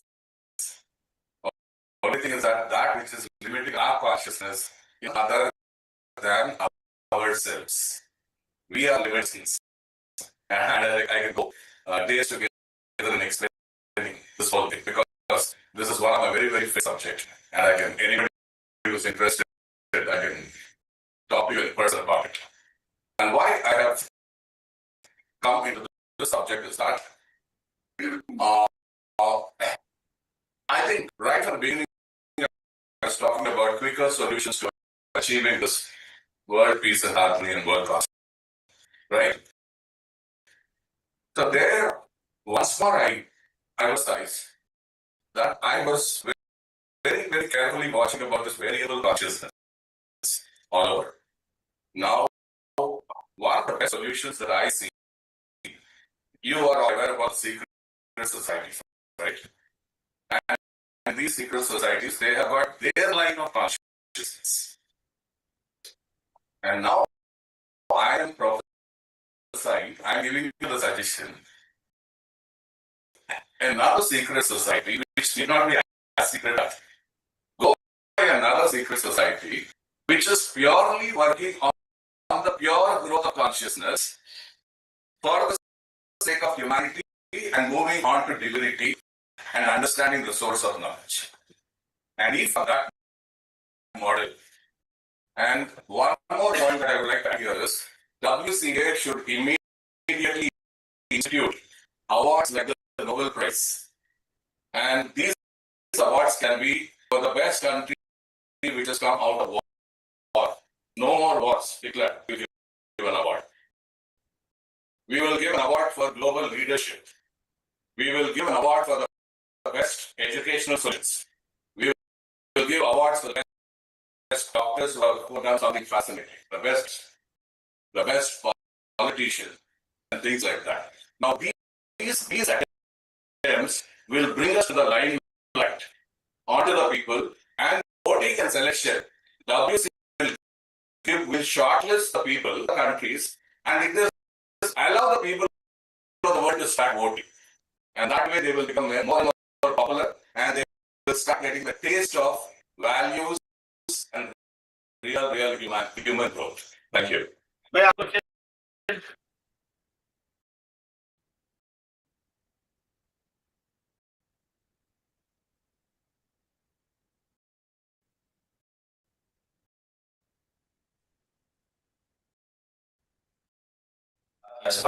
So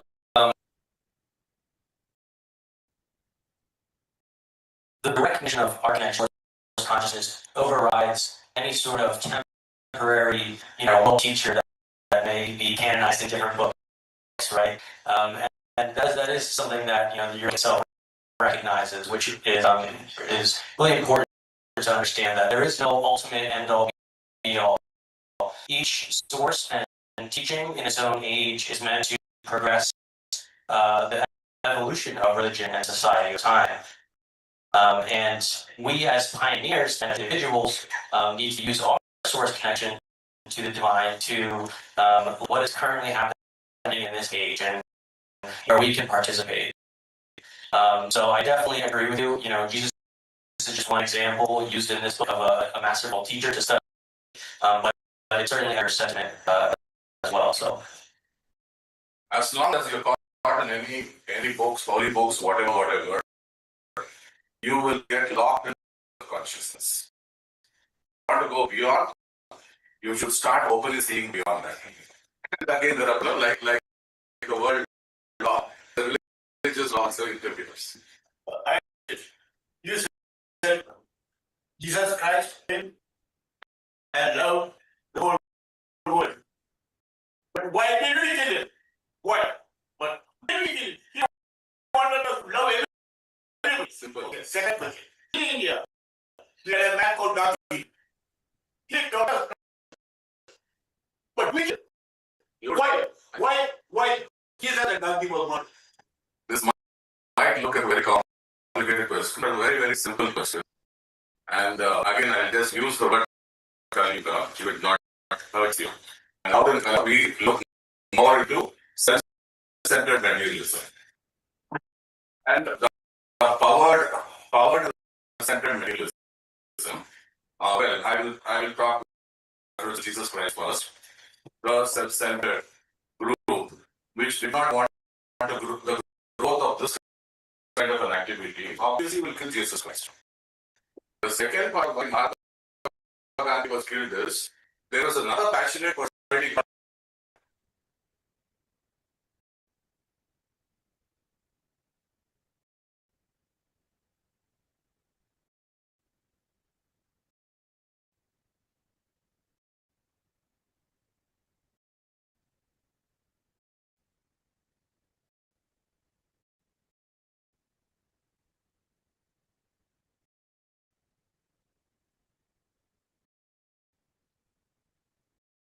So it seems like we have some technical difficulty. Are you catching that as well, Mr. Byron? Yeah, on my end, but I think everybody can hear us right now.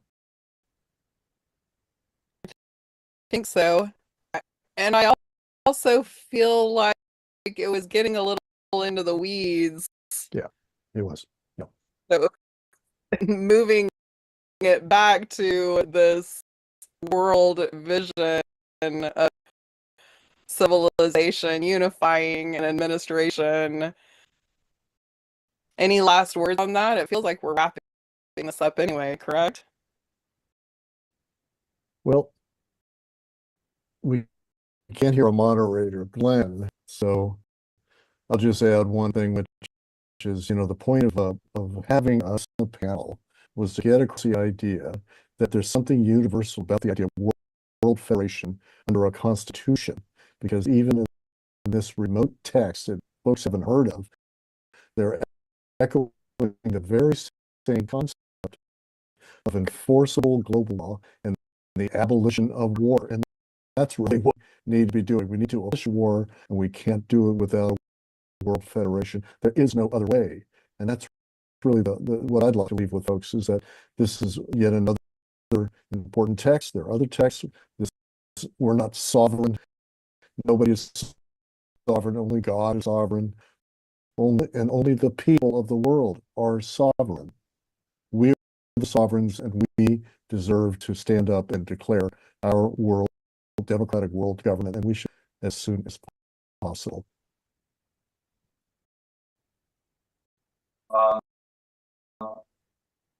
Is only Batista still where he's been waiting for in what? Can you see him a little? So can you? I don't think you can hear me. So well, are you there? You have a 15-minute talk schedule.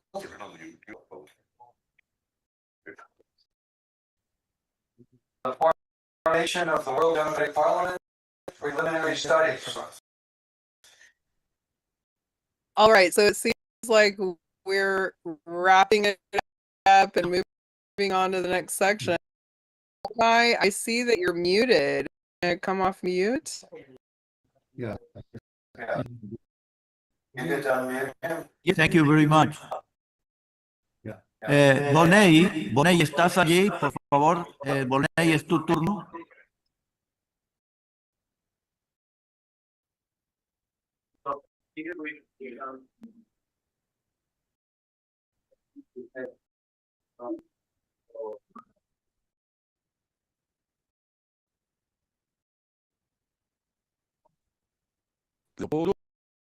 Estão me ouvindo? Bonei do Brasil. Estou a postos para fazer a minha exposição. Estão me ouvindo? Adelante. Ok. Posso então prosseguir na exposição? Sí, te escuchamos. Adelante. Senhores do Parlamento Mundial, recebam minha saudação respeitosa e minha profunda gratidão por este espaço histórico. Estamos reunidos aqui não apenas para debater ideias, mas para enfrentar uma pergunta que definirá o destino.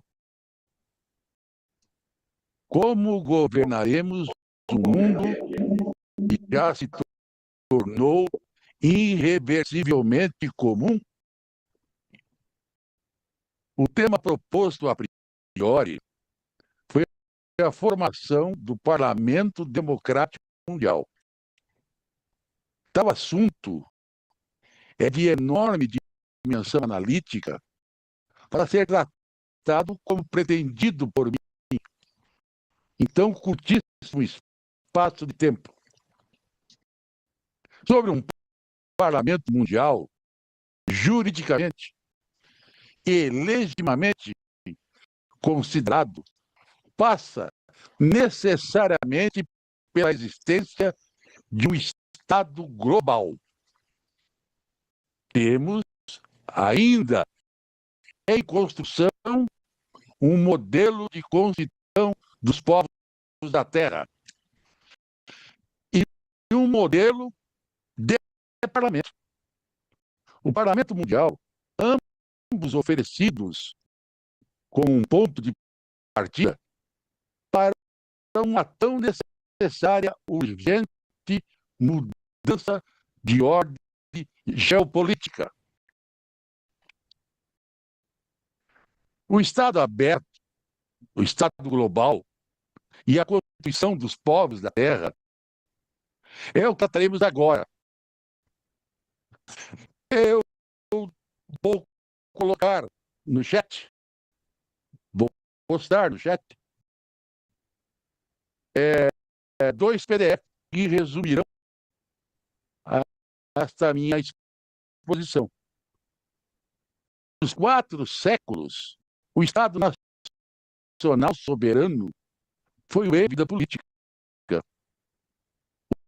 Porém, esse modelo encontra seus limites diante de uma realidade que ultrapassa um planeta ecologicamente frágil, tecnologicamente acelerado e politicamente tensionado. Não se trata de uma crise conjuntural, é uma crise estrutural, uma crise do próprio paradigma do Estado-nação. A Constituição dos Povos da Terra, documento jurídico e filosoficamente extraordinário, lucidez que reconhece essa mudança profunda, ela oferece uma visão nova. Uma visão nova. Estão ouvindo? Estão me ouvindo, por gentileza?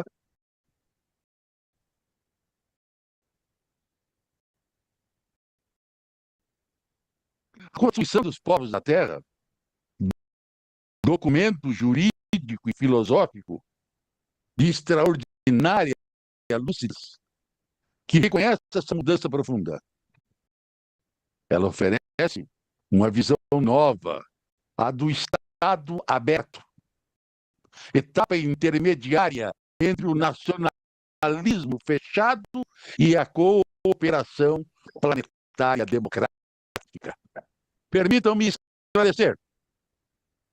O Estado aberto não é um Estado fraco. É um Estado inteligente, permeável, interconectado, consciente que a soberania não é uma fortaleza, mas uma relação. No mundo em que pandemias, emissões, algoritmos, fluxos financeiros e riscos militares ignoram fronteiras. Nenhuma soberania isolada é suficiente. O Estado aberto assume as decisões nacionais, que devem dialogar com os deveres universais e que a proteção da humanidade depende de uma arquitetura institucional que ultrapassa não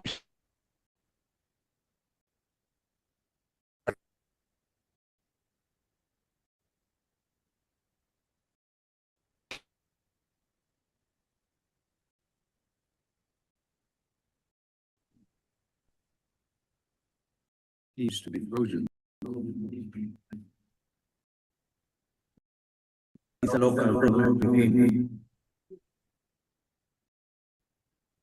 me ouvindo? Estão me ouvindo?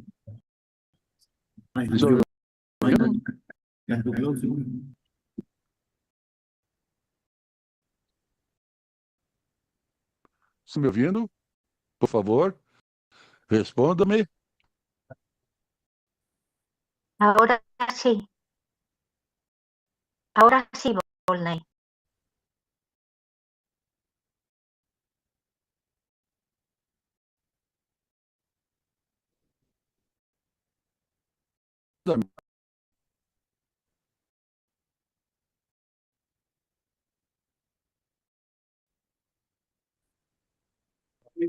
Está congelada a tela.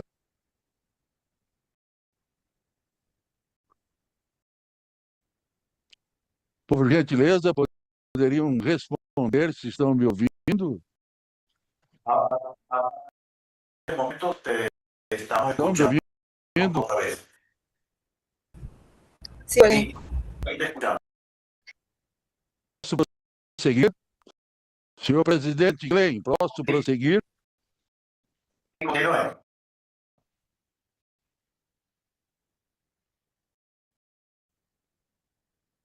Posso continuar, presidente Glenn? Yes. Por me escuchas, por favor, continúa. Se había interrumpido, ya estás de nuevo. Adelante. Obrigado. A partir dessa etapa, estava falando que o Estado é juridicamente possível a passagem do Estado global para um super-Estado, não dominador, mas como uma estrutura federativa de coordenação limitada, democrática e sujeito a controle jurisdicional. Um parlamento mundial para decidir que somente o planeta inteiro pode decidir. A Constituição dos Povos da Terra descreve com precisão admirável a arquitetura desse novo nível de governança.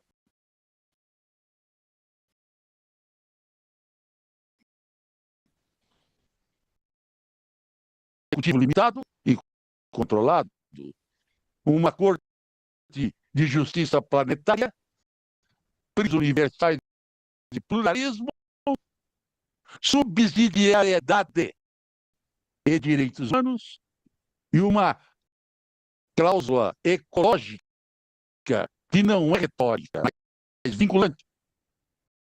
Trata-se, portanto, da primeira proposta coerente, institucionalmente madura e democraticamente estruturada para superar a anarquia internacional sem resvalar em hegemonias. Contudo, é impressionante reconhecer que ideias não mudam o mundo sozinhas.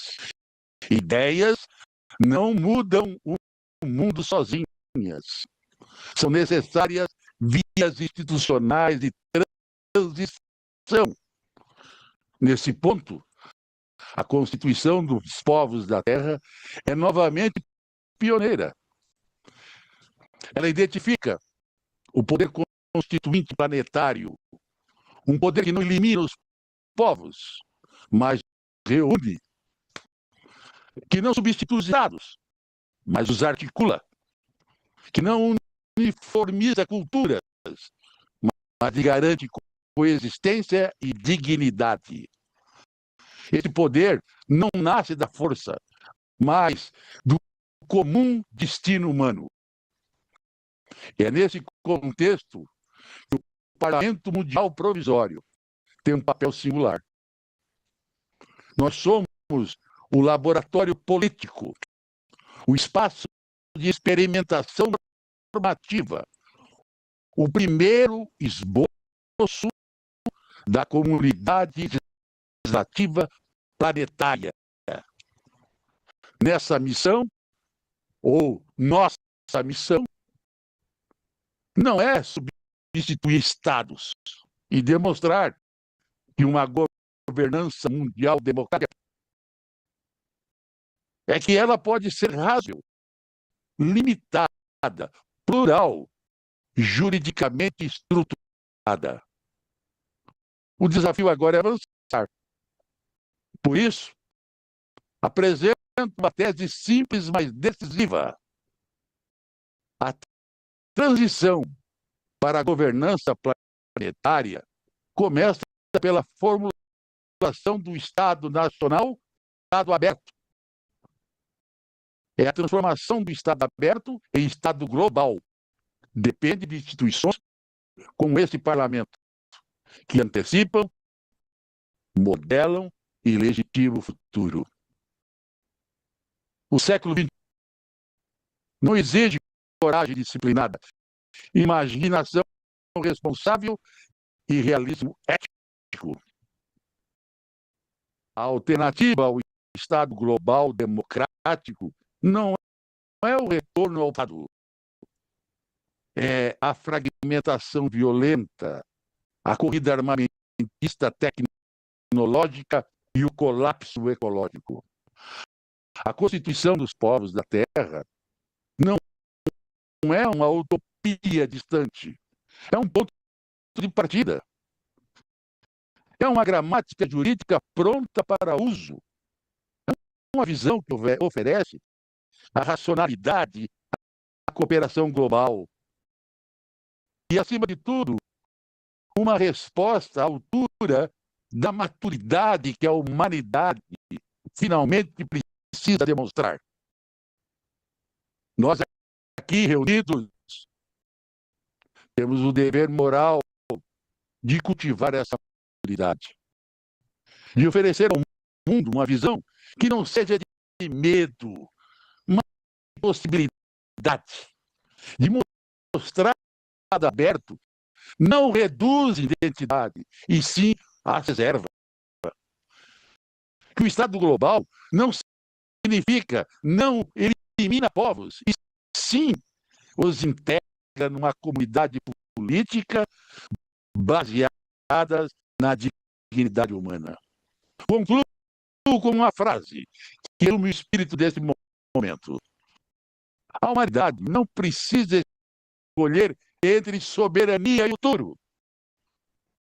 Ela sim precisa escolher entre isolamento e sobrevivência. O Estado aberto e o Estado global são, hoje, o nome institucional da sobrevivência.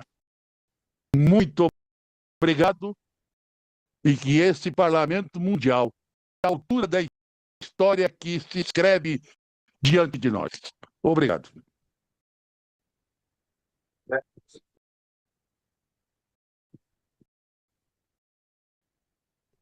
Gracias. Gracias, Volney.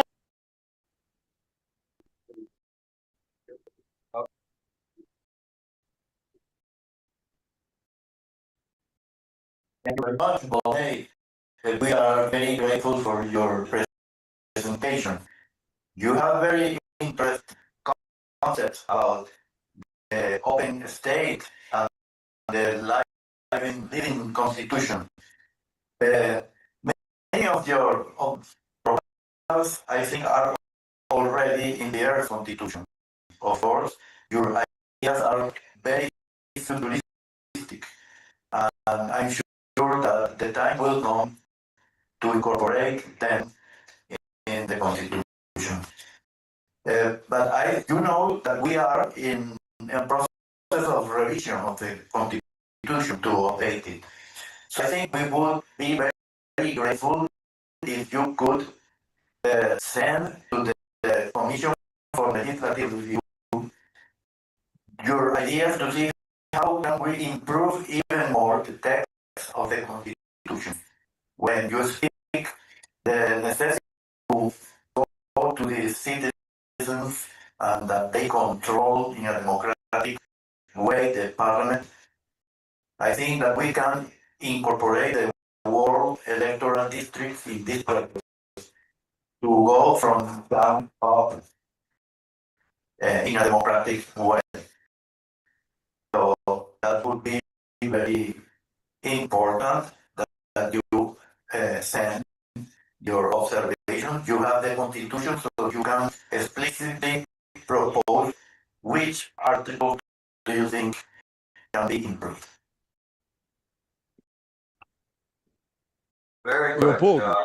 So we are moving. You want to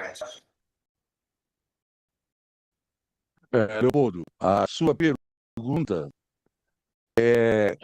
começa pela seguinte questão. Há algo que sempre me preocupou com a simbologia, porque a natureza humana vive de símbolos, as pirâmides do Egito, ou os triângulos de Pitágoras. Uma base, um topo, e com base nessa simbologia, a subjetividade humana, a subjetividade dos povos, parece que organizou de uma forma hierárquica, onde uma base sustenta uma cúpula. A organização política do Estado se estabeleceu desta forma. Uma base que se eleva para uma cúpula, um líder, uma multidão seguindo o líder, e isso tem sido o nosso modelo político de hierarquia de poder. Vamos inverter essa pirâmide. É isso que a Constituição da Terra propõe.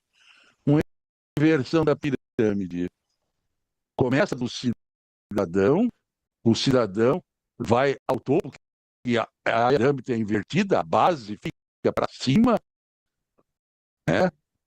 Isso segue até uma ordem geográfica. Se a gente pegar o pêndulo para edifício, vamos verificar que a tendência do edifício é crescer nesse sentido, expandindo-se ao topo, porque o pêndulo tende a ir ao centro da Terra. Parece que a natureza nos ensina que assim deve ser a hierarquia humana, a partir do indivíduo. A organização política que eu idealizo e vejo na Constituição da Terra é de que nasce do indivíduo, lá na comunidade. Eles se unem em pequenos grupos, sem fronteiras, fronteira por invenção do Tratado de Westfália.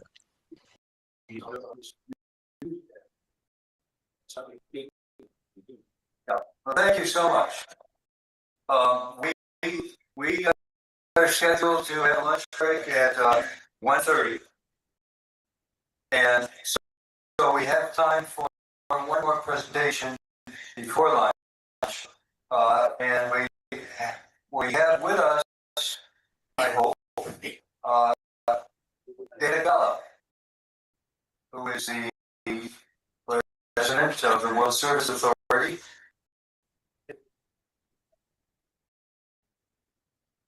David, are you there? Not there. Okay, David doesn't seem to be there. How about Manuel Galanez? Are you there? Yes, I'm here. Clement? Could you speak with us? No, we skipped that. I started to say. So anyway, we have just time enough for your presentation before our lunch break. So please speak to us. Okay, thank you, Glenn Leopoldo. Distinguished colleagues, friends, and fellow advocates of global governance reform. It is both an honor and a responsibility to speak today on a topic that goes to the very heart of our collective future: how to improve the governance structure for a world federation. And even more importantly, how to reorient them from a logic of power to a logic of service. The existential threats facing humanity today are not regional, isolated, or occasional. They are systemic, global, existential. Degradation and climate change, wars and regional conflicts, the rise of autocratic regimes and the erosion of democracy, together with the persistence of inequality and poverty, all converge to form a planetary crisis. The question before us is no longer whether we need new forms of world governance, but how to do them so that they truly serve humanity and the. This presentation outlines the ongoing ongoing collaboration between two organizations, the Earth Constitution Institute, ICI, and the Federalist Alliance of European Federalists, the FIRE, to rethink and refine the institutional design of the Constitution for the Federation, drafted in 1991 and now under revision. So our aim is not simply to draft a better constitution, but to shape a new paradigm of governance, one that transcends the traditional pursuit of power and hierarchy, and instead builds institutions devoted to service, justice, and sustainability. Let me begin with the context. The Constitution developed under the leadership of the Constitution and Parliament Association and the ECI was a visionary response to the structural inadequacy of the United Nations system. For more than 7 decades, the UN has helped avoid a third world war, but it has not been able to govern the planet in any meaningful sense. It remains a confederation of states, not a federation of humanity. Its authority is limited, its structure is fragmented, and its legitimacy often contested. Meanwhile, the threats we face today, ecological collapse, nuclear risk, pandemics, artificial intelligence governance, global inequality, demand a level of coordination, accountability, and solidarity that the system cannot deliver. The World Federation proposed by the Earth Constitution is designed precisely to fill that gap, to provide an enforceable framework for global law, human rights, ecological stewardship, and democratic participation. Yet, as we approach the third decade of the 21st century, it has become clear that even the original 1991 version of the Earth Constitution needs refinement. Global governance must evolve not only institutionally, but also philosophically, from the logic of control to the logic of service. In this spirit, FIVE has joined with the ICI to offer a series of proposals, inspired by its experience in drafting a constitution for a European federation in 2022. The FIVE contribution is both practical and philosophical to ensure that a future world federation is functional, democratic, and service-oriented, avoiding excessive bureaucracy and institutional duplication.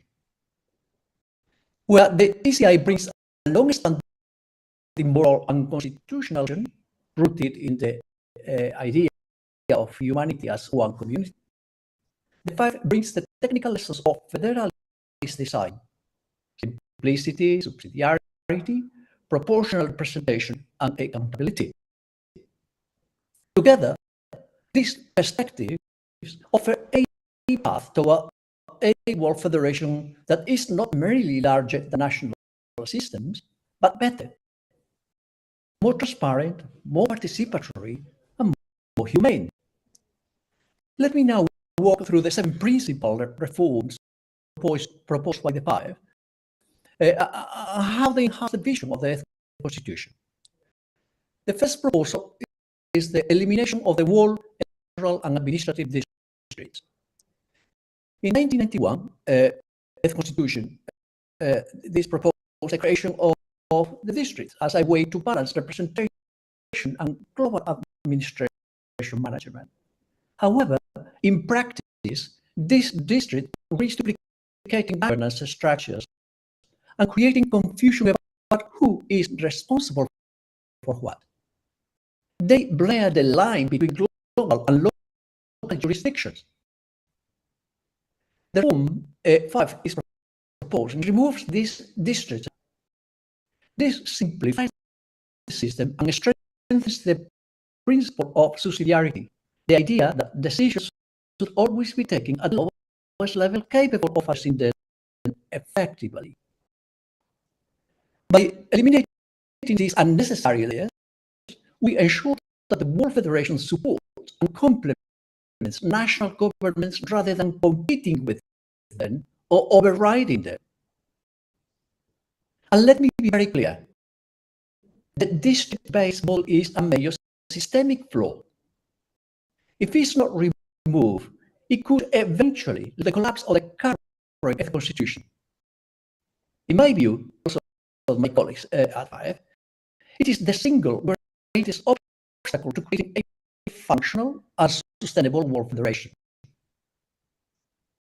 The second proposal is limiting the world governed four main bodies. These are the World Parliament, representing humanity's legislative authority, the World Executive, managing global administration, the World Judiciary, ensuring legal and constitutional oversight, and the World Ombudsman or Quasi Politica, a fourth branch of government dedicated to protecting citizens' rights and ensuring ethical governance. The Ombudsman is responsible for educating people about their rights and their role in political participation. It is also empowered to enforce its decisions, including measures such as financial compensation, structural reforms, or mandated policy changes. This fourth branch is not an auxiliary body, it's a structural innovation, a safeguard of integrity. It strengthens accountability, transparency, and responsiveness, helping to ensure that the World Federation remains firmly grounded in service to both people and planet. It is necessary to clarify that the world administration, the integrated complex, and the enforcement system are not themselves the world government, as implied in Article 3 of the existing Constitution. They are implementation systems that operate under the rules adopted by the World Parliament and carried out by the World Executive. The third proposal is abolishing the House of Councillors. The existing Constitution provides for a House of Councillors conceived as a body of experienced individuals offering guidance. However, its lack of direct electoral legitimacy risks creating an elitist, unelected chamber within the world legislature. Abolishing this house reinforces the democratic character of the parliament, ensuring that all legislative power flows from directly elected representatives. The fourth proposal is reforming the House of States as of proportional representation. The House of States, complements the House of Peoples, would adopt a refined model of proportional representation. Under the proposed reform, there is a better proportional representation between the less and the most populous states to ensure equity among nations. And delegates are appointed not by national executives, but by national parliaments, increasing democratic legitimacy and reducing executive dominance. This reform aligns the global federation with a core principle of federal design, ensuring both representation of both people and states. That while the existing constitution allows members of the world government, both the executive and the legislative, to serve an unlimited number of terms, we believe that all members of the world government should instead be limited to a maximum of 2 terms. Establishing term limits will help ensure the regular renewal of political leadership and prevent officials from becoming entrenched in positions of power. The fifth proposal is deferring the establishment of the integrated complex. The integrated complex envisioned in the 1991 Constitution is a vast institutional network coordinating global civil society, NGOs, and public participation. while admirable in intent, it introduces complexity that could paralyze early governance. Proposals suggest deferring its creation until after the World Federation institutions are stable. This phased approach mirrors constitutional transitions in national federations, ensuring that idealism is grounded in institutional realism. The safe proposal is creating 6 continental divisions. To improve administrative clarity and regional cooperation, the first proposal divides into 6 continental divisions, distinguishing North and South America while including Central America in the latter. This reflects both geographical and cultural realities, fostering regional autonomy within a global framework, another expression of subsidiarity and service-oriented governance. Finally, the 7th proposal is designating Jerusalem as the world. This is a symbolic and geopolitical choice rooted in the city's millennia-long history as a crossroad of faith, identity, and conflict.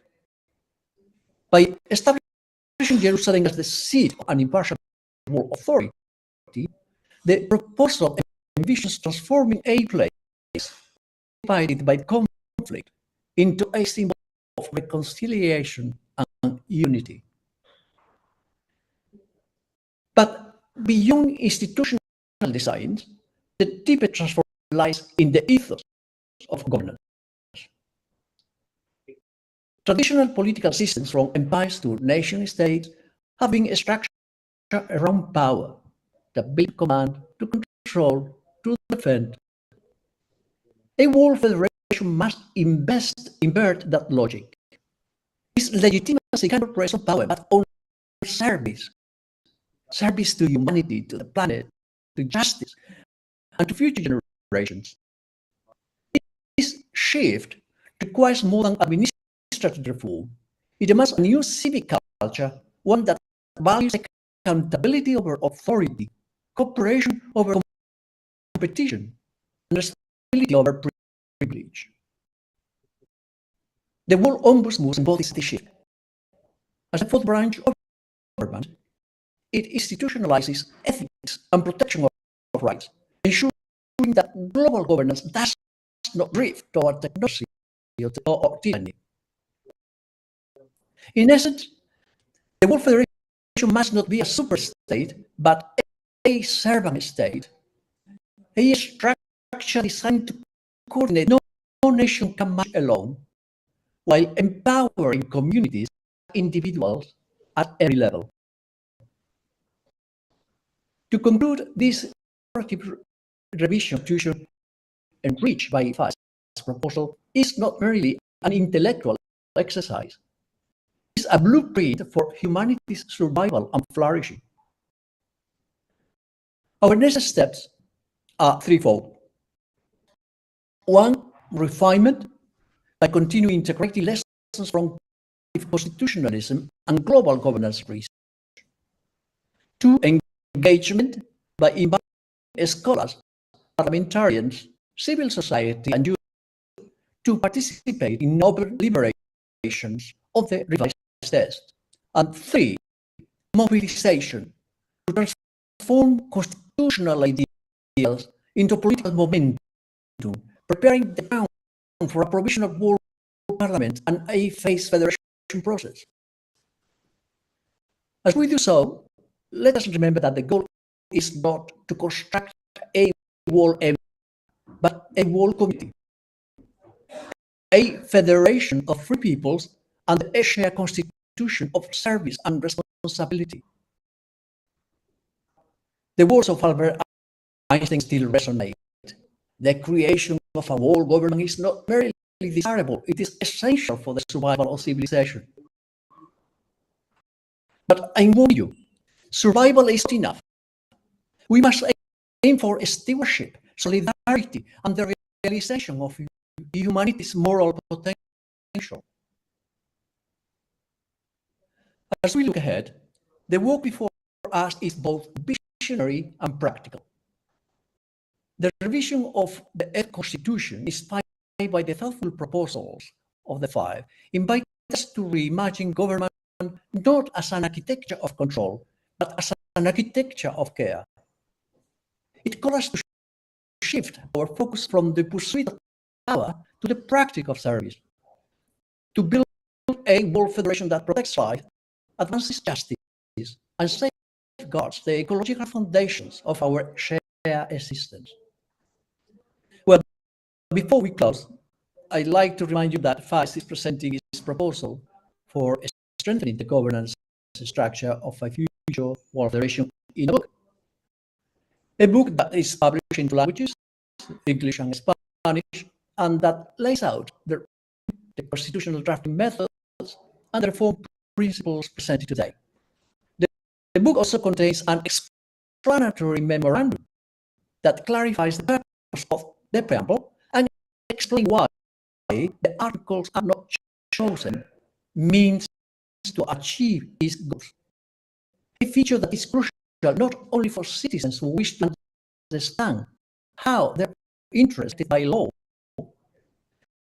but also for judges whose duty is to interpret and apply the law. For this reason, the explanatory memorandum is regarded as an indispensable component of constitutional legislation. I invite everyone here to explore it, reflect on its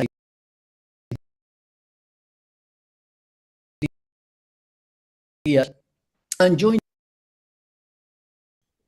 I hope that you take into consideration these proposals on the road to the General Assembly.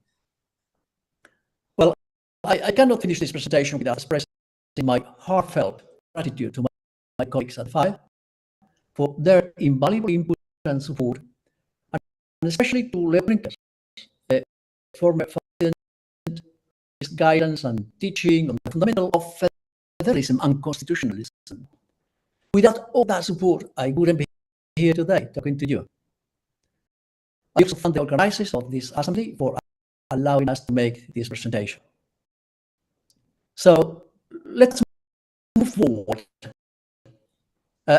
Not to build a summit of power, create a sanctuary of service, a federation of free and equal peoples, united under a shared constitution of justice, peace, and responsibility. Thank you.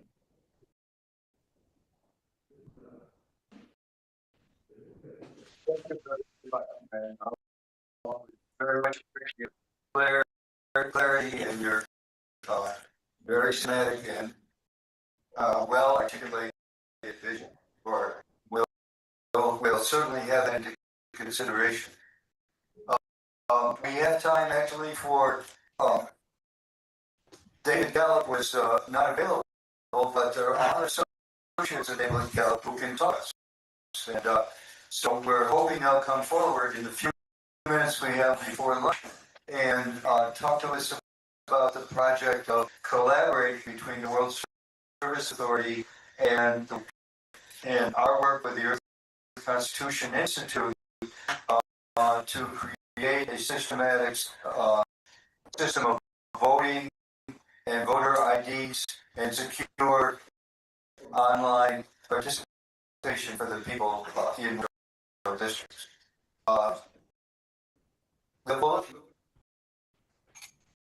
Yes, then would you please, Oli Poco, if you are online, or David, please, you can proceed with your presentation.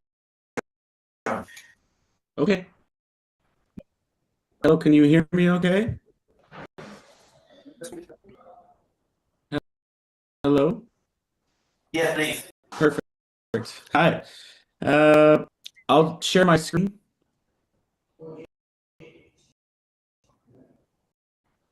Can you see this? Okay. Yes, I think I see it. Okay, so hello everyone. Thank you very much for having us at this Provisional World Parliament. My name is Eston McKay, and today Uripupo. We both are a project called Glowkey, which we've been working on with David Gallup, who is a member of the World Legislative Review Committee, if I'm not mistaken. David was unable to join this call today, but he asked us to send his regards and say hello to you all. So what is Glowkey? So Glowkey is a one-person, one-vote digital democracy platform that we hope to scale up to include all of humanity. And so you can already see the direct connections between the World Service Authority and the Earth Constitution Institute, and really everybody who wants a united humanity here in the platform. Glowkey also puts privacy first and is also decentralized and allows for a lot of user control. So this means that it's independent of any state or central, it's a very decentralized platform. This is largely because we don't want the data Glowkey creates to be used by one company or country, so it's decentralized. And on the platform, we have voter IDs. And the Glowkey ID is your personal voter identification on your device, and it can be backed by your own private ledger or record of your actions. So you can store all of your own data on your device if you'd like to. And it's designed so that each and every only has one ID. So you want to reduce the ability for people to create multiple accounts in these so that you have one person, one vote in your democracy. And we achieve this through a technology called a web of trust, where people verify each other as members of a community. So how this trust works, we call it the 3Ds, the 3 decentralization. So we have decentralized record, which I've already explained. Everyone keeps their own record. There's no central database. This is not what's known as a Web3 blockchain, but something called a Web5 blockchain, for those who understand the technical terms. We also have the decentralized authentication. Again, this is the web of trust, where people in a community verify one another and say, yes, I know this person, I think they are a good person, they're a part of this community. And so you create a really strong network that reduces fake accounts with the web of trust. And then we, of course, have decentralized code. So this is open source code that allows anybody to look under the hood, look at the code and critique it and see what's really happening behind the scenes. And so we envision Glowkey to be sort of the bedrock for a global democracy online. And we've produced a business plan and a white paper that sort of outlines the theory that we have of how a platform like this could take global problems to global solutions, where we create proposals and vote globally. This is very similar to the provisional world parliament that exists today, however, just in an online or digital format. And we envision that the results of this online global democracy could create a sort of a global mandate where companies or organizations could sign on to in support of the outcomes of the global democracy. Very similar to how companies and countries sign on to the United Nations Sustainable Development Goals and say, oh, we support these SDGs. But that's a bit far away. We're not at the point yet where we have the sort of global democracy platform there. We have a prototype that we'd like to show you today.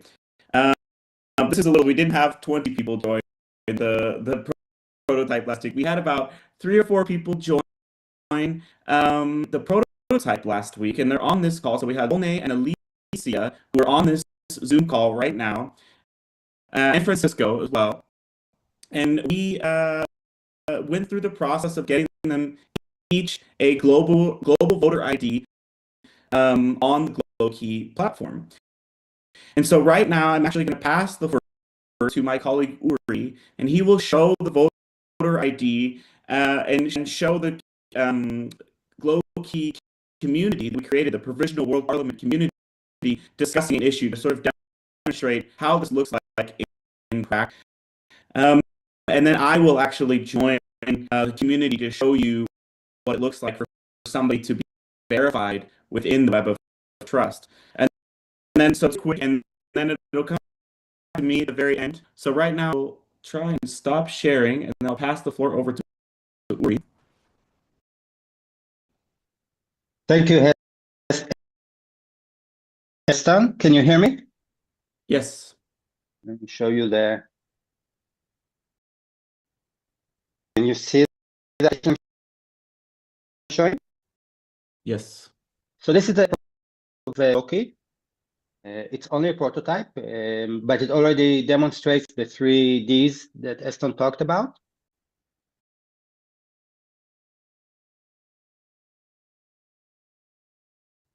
Individual starts in this login page. Here at the top, I click my Glowkey ID. I already have one, but if someone doesn't, I can see a button on the right, and the application is one, a random new key for him. Here I point the application to the Web5 blockchain, which is the server for that application. Everyone can have their own, and if you don't, host yourself on ours. And I connect to the application. I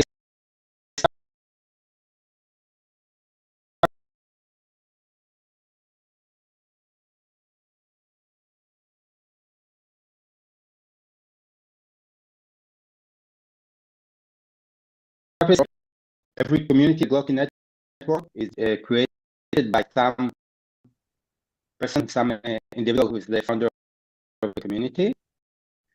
And in the last tab, join community, I can accept an invitation from someone else to join their community by scanning a QR code. I go to the community tab. There's this Provisional World Parliament community that Esther mentioned that we created in the preliminary meeting last week. I'll go see the community.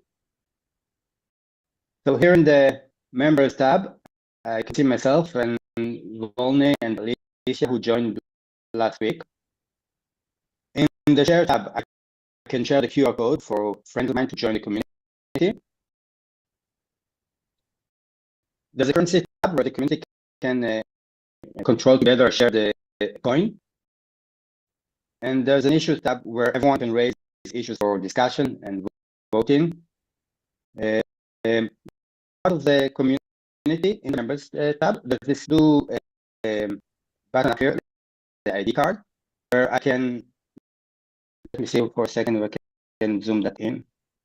You can see better. There's this ID card that the application generates for me, which I can print, and it proves that I'm a verified member of this community.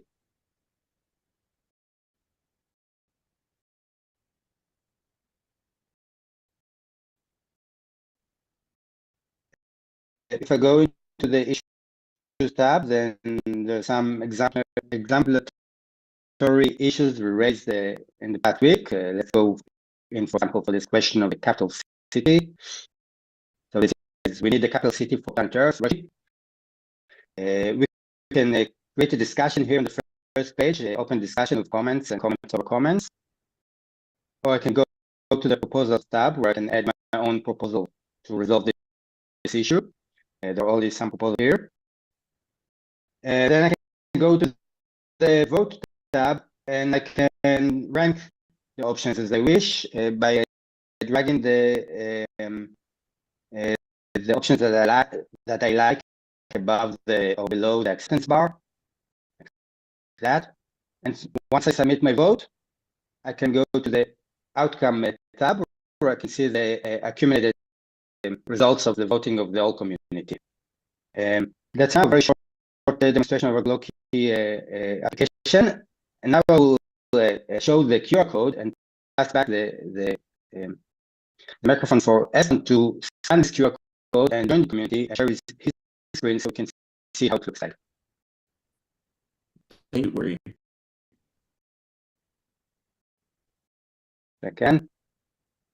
Okay, share now. Okay. So here I am. It's the same application. Mine's just in the dark mode, but it's the same application. So here I am. I have my profile here, my name, and I've scanned the QR code, but it sent me the community credentials, which is like a code. So this is another way that you can join. So Uri sent me this code. So I'll copy this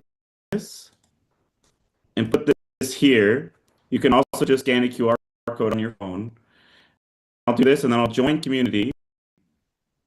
And here I am and I see this provisional world parliament and I'll view community and then the members.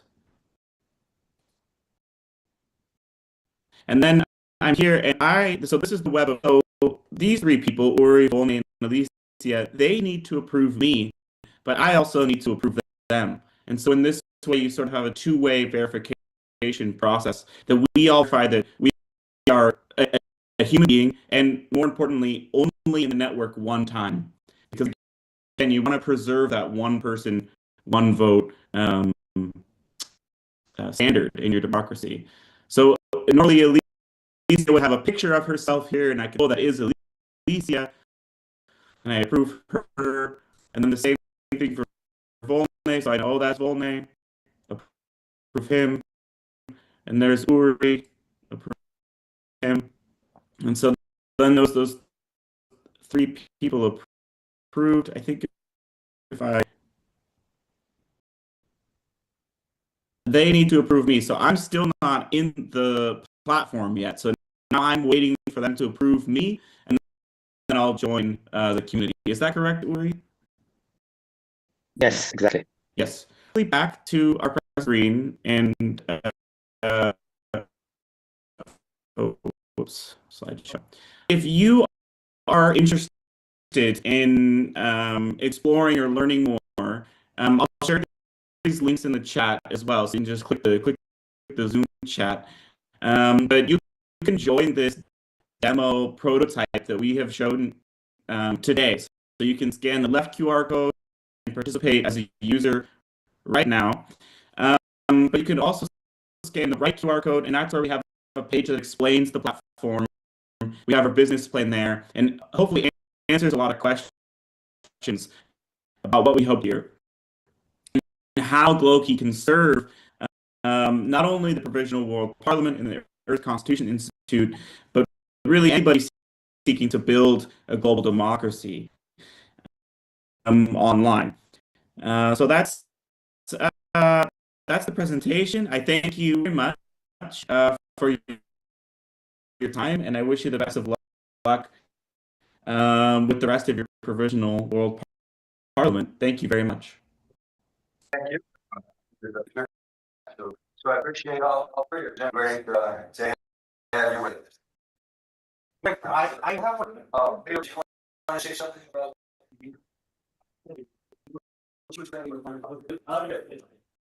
Okay, thank you very much for that in presentation.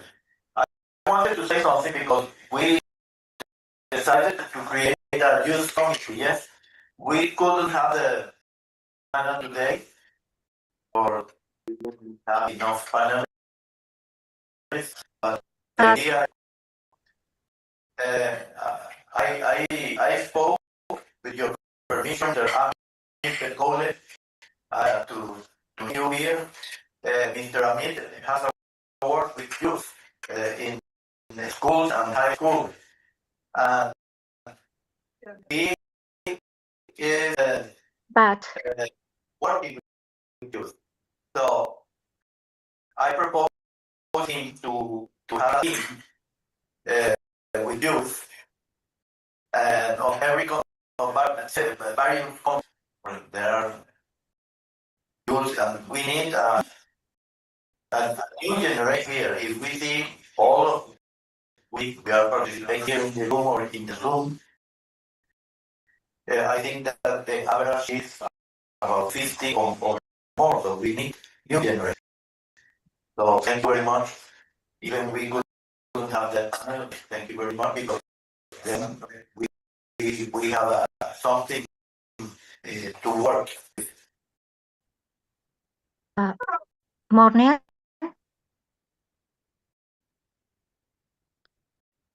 Good morning, Leopoldo. We'll have the opportunity to participate after the break. And Daniel Garcia Ortiz from the committee is also here waiting for. Perhaps after the break, we could all participate, a few people, about what you have just said, and with him too.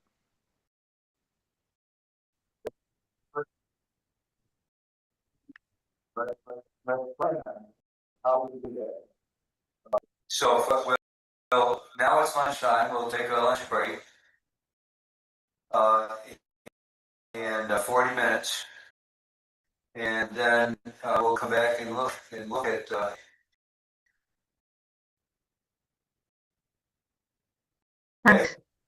Thanks, okay. Great. Everybody. So we'll be back in 40 minutes.